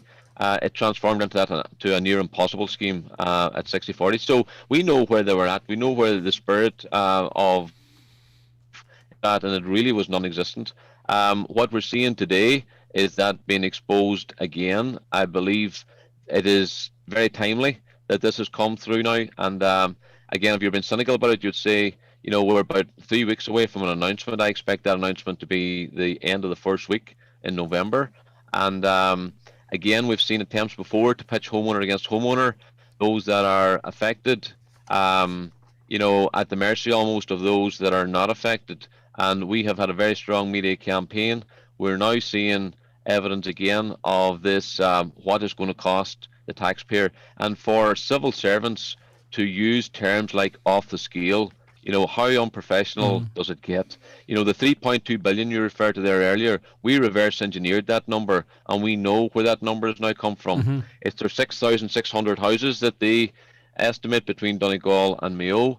They have allowed for complete demolition of every one of them houses, and they have assumed that every one of them houses were going to trigger a €500,000 cap, which we know will not be the case. So it was scaremongering at its best, and it gave them a 3.2 billion number that they knew would be somewhat of a shock to many throughout the land. And it had some traction, but we reversed a lot of that. The mansion on the hill type stuff, we were able to put science to, as opposed to runaway statements by civil servants that should know better. And it showed clearly we were sitting in mid-table, and actual construction costs is the second lowest county in the land. So they're just very lucky. The Exchequer is very lucky that this is not happening across the Midland counties and the eastern seaboard counties, or it would be an awful lot more than what it is right now. So I think it's in poor taste. I think it shows the pressure that they're under from politicians, which is exactly the battle that we wanted. And I think there's a battle royale going on between them right now, and they're starting to squeak, and we're starting to see this, very underhanded type approach seeping through the pores now, and it's exposing them for what they are. All right, tell us a bit more about that, but let me just read out another couple of quotes here. Officials also raised concerns about the responsibility for the mica redress being shifted onto the state. All right, that's no secret. And said advice from the Attorney General on the homeowner's submission regarding redress gave rise to very serious concerns. They also warned the development would move the department away from providing a humanitarian response to help homeowners remediate their homes to the provision of a grant scheme and compensation. And then Minister Dara O'Brien has written to Minister for Finance Pascal Donoghue, this back in last February, and maybe he's changed his position then, about banks providing lending to help people repair their homes. He said financial support or lending for the scheme will be required by some homeowners in order to bridge the gap between the capped grant at 90% and the full costs of remediation work. But we hope he's switched his position. So are you saying there's a motivation behind this type of commentary being out in the public domain now? I do believe so. I don't think it's any secret as to the the pressure that's on right now between the elected government and the non-elected permanent government. I do have it from solid inside sources that battle has never been bigger than where it is right now. Even to the point where they're talking about if government prevail there, that could be a watershed for a lot more than just mica and pyrite. So they're holding on to the power that they were always used to as civil servants, and it has been really challenged now by our elected representatives for the first time, because I believe we have our elected representatives in a corner here. We went with the hashtag of who runs this country. It trended very, very strongly. It has grabbed a lot of people, and I think people are now waiting to see who comes out the right side of this. I also know that Darragh O'Brien is fighting tooth and nail, largely for what it is that the homeowners have asked for, perhaps not everything, but largely for that, which is at complete odds to what the civil servants were prepared to offer. And I think now you've got civil servants again putting stuff out there that, and even some of the statements, were quite unprofessional as well, and well, it was a commentary on personalities and stuff, it seems, but just, right. I think there is a strong view that a huge protest in Dublin was buried to some extent in an RTE, right? That yesterday, I can't figure out why, even if, as I said earlier on the programme, even if they didn't care about Micah O'Donegal, why no one saw 50 children outside the Parliament, effectively, with placards and personal letters as journalism gold, right? I can't understand that. It was mentioned in the 9 o'clock news briefly.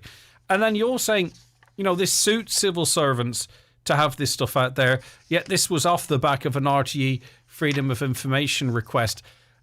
If you connect all that things together, it doesn't look, it's suggesting certain things about how the media's run then, let's say. Yeah, and again, this has been such a massive learning curve for ourselves as ordinary homeowners. There's some of us with professional jobs, and we deal with issues, and the type of thing we're seeing, we may see in a business context, but to see it at a national level, to see it at the highest levels in the land, is quite an eye-opener. But I have to say, we haven't been hoodwinked in any of this. We have been abreast of it. We're quite aware with what's going on. I also would have to say we do have sympathetic ears within both the civil servants and within the political machine that is keeping us right here too, because they do feel for us. They do manage to take off the official's hat and look at it purely from a homeowner perspective and what we're putting up with. And some of them are very sympathetic to our cause, and they're keeping us right here. And, it's interesting what they have to feed back to us in terms of that battle is taking place. As one of the most senior guys I've been talking to has said to me already, in his 30 years in there, he's never seen a battle like it. So how do you think this is going to play out there? You talked about a decision in 3 weeks. Does that mean the time frame is slipping? Is that the extent of this battle, or is that still in line with original time frames, Michael? Yeah, again, I have it in fairly good authority here. I know there was, a little flurry of excitement there. The fact that Darragh O'Brien had got to the point where he was going to meet with the three party leaders, and people may have thought that was his final document, and he was just, bouncing it off them first before coming to sign off on that. That's not my understanding. My understanding is that he's going to them to show the extent of difference that exists between what the civil servants are offering him and what he knows he needs to give the homeowners, and he's looking for their support. Hence the reason that it's not a cabinet meeting the following week. Hence the reason that the cabinet meeting will be in 3 weeks' time, because there's still a lot of work to be done, and he needs to gain their support in doing that. That's the three party leaders that's in government. Right, finally, an invitation was sent to Micheál Martin to come out and speak to these children yesterday. He said he didn't get it. Maybe it wasn't passed up on the line to him. Maybe there's a firewall that said, you're damned if you do and you're damned if you don't, and he'd have plausible deniability, having maybe never seen this invitation. Is it a distraction? Is it something you even feel is worth commenting on at this point? He should have gone out, but obviously he'd have to stand there for an hour and a half and listen to these very, very difficult stories, and then what do you say at that point? Maybe his advisors probably would have said to him, if he knew the invite was there, don't go out because you can't win either way. Have you a commentary on that? Yeah, I think, we had Rodrigo Gorman, we had Norma Foley in the same positions. They come out and, maybe they felt that what they did was important to come out and be seen and to show that level of support. Again, like I said in a wee video last night, it's maybe about expectations. Our expectation that they would walk the line, they would take all the letters of all the children. And I think, as parents, we can understand, and that would be our barometer in terms of what we would expect to happen. My understanding is that they have never done anything like this before, so the fact that they turned up at all was probably a big step for them, but not far enough for us, and we've seen that come through time and time again. As far as the Taoiseach is concerned, we know for a fact that he got the letter. We know that because it was responded to, and Barry Kearney has already put that out there. So that part's clear. In terms of where did it fall down, I'm not sure. I don't tend to throw much at things like that. I think that was some sort of technicality. Perhaps he was advised not to come out, whatever the case may be, but it was wrong to say that he didn't get the invite. That was technically speaking wrong, and I like to talk with the facts. And finally, how proud can we be of those young people and their families? Amazing, wasn't it? Absolutely amazing, Greg. And you've been in Dublin down there with me not that long back. At the parade, you saw, and how proud you were to be a Donegal man that day. When I looked at the videos, I wasn't able to make it through work commitments yesterday, but Barry Kearney did and played an absolute blinder in coming up with the process, doing all the hard work and seeing it through, as did Lisa and the rest of the team there as well, and making it happen. And, I think our children did us proud, and, there's a generation of Donegal that's not going to be walked over after we're long gone. Yeah. And there are future politicians too. It'll be interesting to see whether you or I are around. I don't know, but it'll be interesting to see how things pan out. Michael, thanks very much as always. Thanks, Greg. Take care of yourself. Michael Doherty there, PRO of the Micah Action Group. Minister Charlie McConnell joining us shortly. The 9 till noon show with National Fuels Letterkenny. For a keen price on your home heating oil, call National Fuels on 9137 400. Homeland Fuel offers, keeping you warm for less. 40 kg premium doubles or easy flame coal, $16.99. Buy 10, get 1 free. 1 kg fire logs, 4 for €5. 12-pack wood briquettes, buy 2 for €10. Shop in store or online at homeland.ie. Special Halloween offers at Doherty Centra Moville. Inspired by Centra Irish Angus sirloin steaks with peppercorn butter, €6. Centra Fresh Irish Whole Chicken 1.6 kg, €4.50. 12-pack cans of Guinness, Heineken, Carlsberg, Budweiser and Bulmers, €15. Cadbury snack size bags, €2. 4-pack bars, €1.50. Everything you need for Halloween at Doherty Centra Moville. Enjoy alcohol responsibly. For any business or personal printing needs, contact BizPrint in Letterkenny. Call 91777955 or see bizprint.ie. BizPrint, Port Road, Letterkenny, for all your printing needs. At Luca's Burger, Pasta and Pizza Restaurant, we pride ourselves on cooking everything fresh. Try our beef burgers sourced from our own farm, delicious pasta and wood-fired oven pizzas. If you have room left, treat yourself to one of our homemade desserts. Luca's, Canal Road, Letterkenny, run by a family for all your family. As Charlie himself would say, business comes where it's invited and stays where it's well treated. Just ask the thousands of customers who return to the name they trust for unbeatable value and quality in home heating. Charles Bunner & Sons Ballybuffet and the Stovestore.ie, where you can always do a good deal better. Fly's Waste Management trading as Inishown Recycling. Their premises at Drummonor, Minagori, Buncrana is currently closed to the public until further notice. Fly's Waste Management would like to apologise for any inconvenience caused at this time. If you're not back in the office yet, why not treat yourself to a spot of lunch today at Kelly's Diner in Letterkenny. Break away from the kitchen table and have lunch served to you at this award-winning family diner. Rediscover lunchtime at Kelly's Diner, Mountain Top, Letterkenny. They're closer than you think. The big games for Finn Harps keep coming, and this weekend they face European chasing Sligo Rovers in the derby. Harps sit just 1 point above the relegation playoff spot, so points in the coming weeks will be crucial. Join the Highland team from the 7:30 kickoff for full match commentary this Saturday. Finn Harps on Highland, in association with B&S Credit Union Ballybuffet, where their seasonal loan is now available. Visit bnscu.ie or free phone 1800 290 390. B&S Credit Union Limited is regulated by the Central Bank of Ireland. And you're very welcome back to the programme. Extensive coverage, as always, of course, of farming matters in the Irish Farmers Journal. They tell us that farmers could receive a maximum payment of €10,000 each under new flagship agri environmental scheme in the next CAP. The $1.5 billion 5-year scheme will have room for up to 50,000 farmers and will replace glass and REAP pilot programmes. That's just one element of it. Minister for Agriculture, Charlie McConalogue, joins us on the programme now. Good morning to you, Minister. Thanks for taking the time to speak to us. Good morning. Good morning, Greg. How are you doing? The numbers here are mind-boggling, but of course they have to be spread out across an entire sector. How important is this plan, and how happy are you with it with its current form? I'm very happy with it, Greg, and it's massively important because it sets the course for Irish agriculture for the next 6 years, really up to the end of 2027. So the funding allocation that I announced yesterday will inform Irish agriculture in each of the years for those next 6 years. So getting it right and getting a very significant financial commitment at the outset was really, really important. And I've been engaged in negotiations with the Minister for Public Expenditure, Michael McGrath, on this over the last number of months. And I'm very happy with where it reached and with the announcement made yesterday with the Taoiseach. So basically what it is, it's a 50% increase on the funding that would have been there from our national funding towards this compared to what was there in the outgoing CAP. So the previous CAP, the national funding was €1.9 billion. In this CAP, it's going to be €2.9 billion, a full €1 billion extra.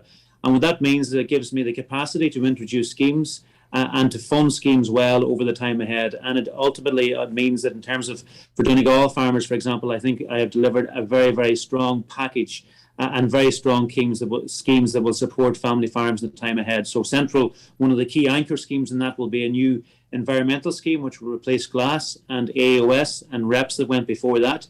In that environmental scheme, I have 50% extra funding from what it would have been there before. It will cover 50,000 farmers. For 20,000 of those farmers, which will cover a lot of whom will be in Donegal, there will be the capacity to earn up to a maximum of €10,000. And we're expecting an average payment in that scheme of €7,500. And then there's another stream which farmers will be able to earn a maximum of €7,000 with an average payment of €5,000. But overall, we will see the income delivered through that scheme to farmers being 50% more on average than what it was in the previous occasion. Also then, for example, what's really important in Donegal is support for suckler, for suckler beef and suckler cows. In the previous CAP, there was a beef data genomics program, which was paid at a rate of €90 for the first 10 and €80 for the remainder. I am introducing a beef carbon suckler efficiency scheme here, which will deliver €150 for the first 10 cows and €120 for the remainder. So a very significant anchor payment for our beef sector in the time ahead. And also then in relation to our sheep sector, which will be important across the county, a slight increase in the sheep in the sheep support scheme from what was outgoing. It will be €10 per ewe as opposed to €12 per ewe. But that's a scheme which has been introduced in the last 2 or 3 years. It was a scheme that wasn't there at all at the start of the last CAP programme, but which is starting this CAP programme at a rate of €12. So also there'll be significant investment there in relation to ANCs and on-farm investment, significant investment in organics as well, knowledge transfer, support for farm advisory services. So overall, a really significant support package in Pillar 2. And just in relation to Pillar 1, Greg, then, which is the direct payments, I've introduced front loading, which means an extra payment for farmers on the first 30 hectares of their payment, which will be really beneficial to many farmers in County Donegal. They will immediately from the start of the next CAP programme get €42 front-loaded payment on their first 30 hectares, which will be really important, and also delivering an eco scheme, which is going to be a significant part of this of Pillar 1 in the future, and also introducing a maximum payment of €66,000, so that no farmer will get more than 66. In the previous cap, it was 150,000 was the maximum payment. I'm bringing that down to €66,000, which I think is a fair figure, and that's to generate additional funds then, which we can spread among smaller and medium-sized farmers as well. So you're saying a more equitable share of, but all roads sort of lead to and are filtered through the expectation on the farming community to reduce its emissions by some reports up to 30% by 2030. And, you know, a lot of what you say there sounds very, very positive, but for many, if not all, those targets that are being reported are unachievable and leaves their business unsustainable. Well, we haven't announced any targets yet, so that's something the government will be doing in the next 2 or 3 weeks for each sector of the economy. I think the two big challenges I have to deliver on from an agricultural point of perspective this autumn, Greg, is firstly the funding package which I announced yesterday. I think that's going to deliver in a serious way for farmers across Donegal, indeed across the country. The other big challenge is getting the emissions targets right for Irish agriculture. Are they in the 21 to 30% range? So obviously that's something that won't be clarified until we actually publish the full. But it's in that range. Well, I'd be giving you an exclusive, Greg. Well, you know what? It would be no harm. Is it in that range? It would be. I know it would be no harm, but listen, this will be a cross-government decision, and all sectors will be announced at the same time as part of the Climate Action Plan. But to give a clear outline of my objectives in relation to delivering what the target will be for Irish agriculture, it is to ensure we need to set a target that will ensure we can continue to produce the food that we do, whether that be beef or whether it be milk, or whether it be tillage or horticulture. We are world leaders in relation to the food we produce at the moment, and it's important we continue to do that, and that the target we get facilitates us in doing that. But it's also really important that across the board, in terms of our farming practices, we reduce significantly and to the best of our capacity the emissions footprint of how we produce that food. So in terms of setting that target, the engagement I've had across with other government colleagues, and obviously each Minister will be batting for their own sector in this regard, but the clear and unequivocal objective and principles I've brought to the table is that we must support farmers to continue to produce the food, but set a target that actually is ambitious in terms of reducing the. But are farmers being asked to take on too? Will achieve that. If farmers being asked to take on too much responsibility in this regard, because if I was a farmer and I'm looking at the skies full of aircraft, though sometimes their impact's overstated, but the fact that we're extending potentially the use of how we generate electricity, with dirty fuels. The banning of peat here, but watching as one cargo ship after another arrives into Dublin port from far-flung corners of Europe and then loaded onto, diesel-hungry articulated lorries to drive it around the country. If I were looking at all of that, I'd go, well, get off our backs, look at other areas and give us a break. Well, it's a very fair point, Greg, and every sector of society will have to carry its weight and shoulder its weight over the next 10 years as we meet that climate challenge, which is undoubtedly very real.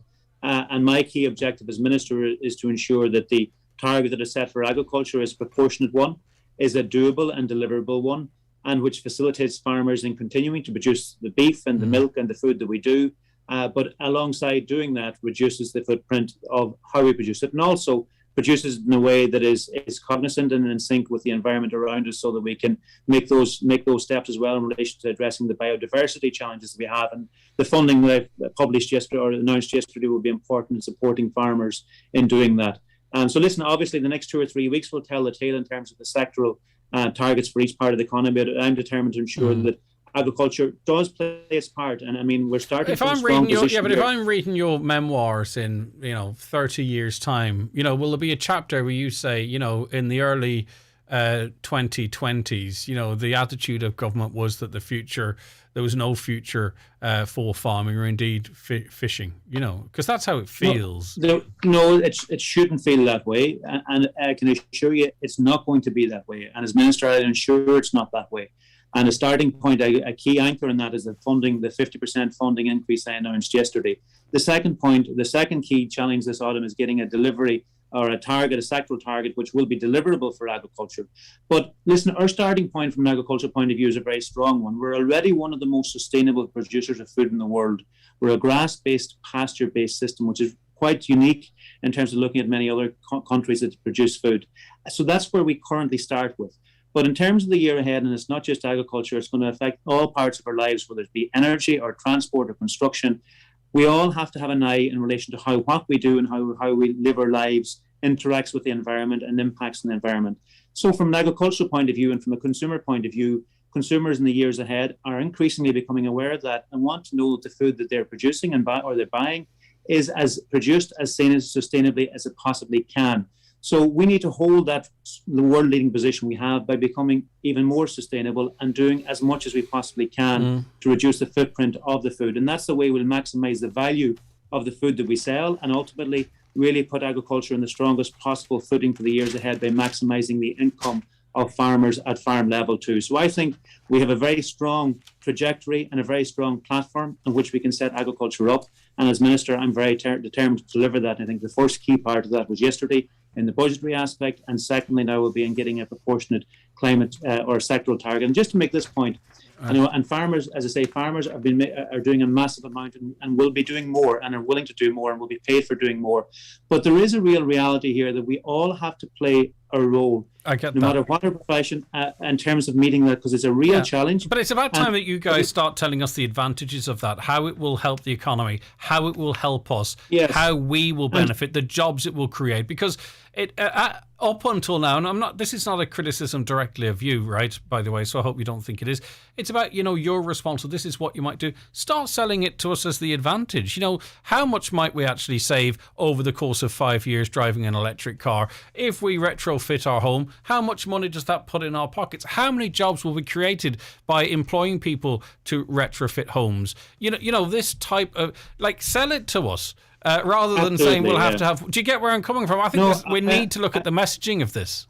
I do, and I agree. And if you listen to what I'm saying, I mean, my messaging is very clear in this from an agricultural point of view, Greg, which is that agriculture will get stronger by being as sustainable as possibly can be and by having our emissions as low as they possibly can be, because it'll make our food and it'll ensure our food continues to be, and it becomes even more desired by the customers that we sell it to and by the people who eat it. And that will make it more profitable and ultimately will be much more successful and profitable for family farms. The alternative, for example, would be to lose some of that, that status we have and become eroded and see the value of our produce reduced. So this is the way that will be a win-win for agriculture. The key to that, though, is continuing to produce the food that we produce. I get you. And just the wider point I'd make, very briefly, because I want to ask you about another thing as well. Every country has big target, significant targets to meet to reduce, signed up at the conference in the climate, the Paris 4 years ago. And we haven't been meeting those so far nationally. Most countries haven't. We have to start meeting those. And we shall talk more about that. If every country does meet those and even achieves that, the objective of that is to prevent global warming going above 1.5 degrees by the year 2050. So that's the scale of the challenge we have. Now, we all know how we feel when our body temperature increases 36.5 to 38.5. It's very significant. If the climate warms by that, we know the impact that means. Well, we'll all hopefully on to work hard to actually achieve. We'll all hopefully do our bit. Are we seeing the biggest battle between civil servants and government over MICA at the moment, as it's been labelled by some? Well, listen, the work is ongoing. I've been liaising very closely with the Minister for Housing, Darragh O'Brien, and the Taoiseach and my government colleagues and other party leaders on it. The important and key thing is here that we get the scheme right. What I've said very clearly is my focus isn't on whether it's this week or next week that the scheme comes out. My focus is on making sure that the scheme is the right one and that it stands the test of time. And that when we have it agreed now by Cabinet, that it'll be one that people will see will enable them to fix their homes, whether they do that as part of the scheme this year, next year, or the year after, because this scheme will have to be in place for a number of years to ensure all homes get fully fixed. So listen, obviously the ball is very much in the government's court now in relation to this. There is a very strong understanding and commitment from the government to address the scheme, to get the scheme right. And I'm working closely with my cabinet colleagues and government colleagues in relation to actually achieving that. And I'm confident we will get the outcome we all need. Micheál Martin said he wasn't invited out to meet the children yesterday. I saw the email and the correspondence that suggests he did know. Was he invited? Did he misspeak? Did he have a lapse in memory? What was the story? Do you know? Well, listen, I mean, I think in many ways it's a bit of a red herring. Obviously, the Taoiseach wasn't aware that he got that email. As you can understand, the Taoiseach will be getting hundreds and thousands of emails in a week. And many of the children came down and they had letters addressed for the Minister for Children and the Minister for Education. And I had been asked to bring the Minister for Education and the Minister for Children by the families to come and meet them. So I spoke to Minister Foley and spoke to Minister Gorman, and the three of us went out to meet with the families together and to meet with them. And both Minister Foley and Minister Gorman spoke with many of the children, and I spent a long time there speaking to them and their parents, and also addressed all of the children and explained to them how I'm working so hard and how the government is working very hard to get the scheme right to fix their homes. So the Taoiseach, just to let you know, the Taoiseach did this press conference, the funding, he did that press conference with me from 9:30 till 10:30 yesterday morning. He had to leave the press conference early to go and do leaders' questions. I stayed on till 11. The Taoiseach was then in the Dáil chamber from 12 until 3:30 yesterday. So on Taoiseach's business tied to the Dáil chamber. So that was the reality facing the Taoiseach. He obviously hadn't seen that email that came in, but given the time frame and the fact he was actually tied to the Dáil chamber, and indeed during that period in the Dáil chamber, answered many questions on Micah and confirmed his commitment and the government's commitment to working to deliver for families here. Minister, that's the key objective. So, that's what the focus is on, and I think I'd stay focused on that. Thanks for your time this morning. I appreciate it, Minister Charlie McConalogue, there, the Agriculture Minister. All right, here's a reminder of what you can do, perhaps, to help your mental health in these difficult times. The Mental Health Minute from Highland Radio and the HSE. Okay, we need to talk about something. Okay, I mean, we need to talk about being okay. Because as restrictions begin to ease, it's okay to feel a bit anxious. You want to see your friends. You just don't want to touch any of them. And that's okay. Just tell them. They're your friends. They'll get it. Everyone gets it. And it's okay to take things slowly. We're all still learning to live with COVID. And everyone's experience of that will be different. In fact, your experience might be permanently different. It's okay if you decide to maybe not go back to your exact old routine. Take time to readjust and be patient with yourself and others you care about, because it's always okay to ask for help. Whatever you're going through, you can always find trusted information on a range of mental health supports and services at yourmentalhealth.ie or through the 24-hour Your Mental Health information line on 1800 111 888. OK? Get ready for winter with National Fuels, delivering home heating oil in Letterkenny and surrounding areas at competitive prices. National Fuels, 9137 400, proud sponsors of today's show. We love Irish music and we want to show our support. All through Irish Music Month this October, we're asking you to support the Irish musicians who make every party, every drive home and every day magic. As part of Irish Music Month, we're asking you to support Irish artists and musicians by buying Irish albums, Irish tickets, Irish t-shirts, Irish music merch wherever you can. Let's support Irish musicians and buy Irish. Irish Music Month is supported by the BAI Sound and Vision Fund and the Independent Broadcasters of Ireland. Residential property owners, the deadline for submitting your local property tax return to Revenue is the 7th of November. Before submitting your return, you need to determine the market value of your property. The easiest way to submit your return is online at revenue.ie. If you need help, you can call Revenue on 01 738 3626. Don't miss the deadline. Submit your local property tax return by the 7th of November. The Groom's Room is now open and taking bookings for all you grooms getting married. Contact us at Evolve Clothing, Letterkenny Retail Park. The three amigos, Jimmy Buckley, Robert Mazzell and Patrick Feeney, are coming back to Donegal. See this award-winning show live at Jackson's Hotel Ballyboufet on Thursday the 6th of January. Tickets, price €35, are now on sale at hotel reception and ticketmaster.ie. The Three Amigos live in concert. It's not to be missed. The big sofa and half-price mattress sale is now on at Better Value Furnishings Moville. Save hundreds on recliner and corner suites. Hundreds of quality mattresses at half price. 45-minute drive from Letterkenny. Better Value Furnishings, Main Street Moville, for Donegal's lowest prices on sofas and beds. Highland Radio weather updates brought to you by Grant. Building a new home? Choose Grant's A++ rated heat pump and underfloor heating. Visit grant.eu. Okay, showers becoming more isolated this afternoon. It'll become cloudier, however, by evening. Temperatures 10 to 13 degrees in moderate to fresh and blustery northwest winds. That's where we have to leave it on the programme today. Thanks for your company. Thanks for watching the show.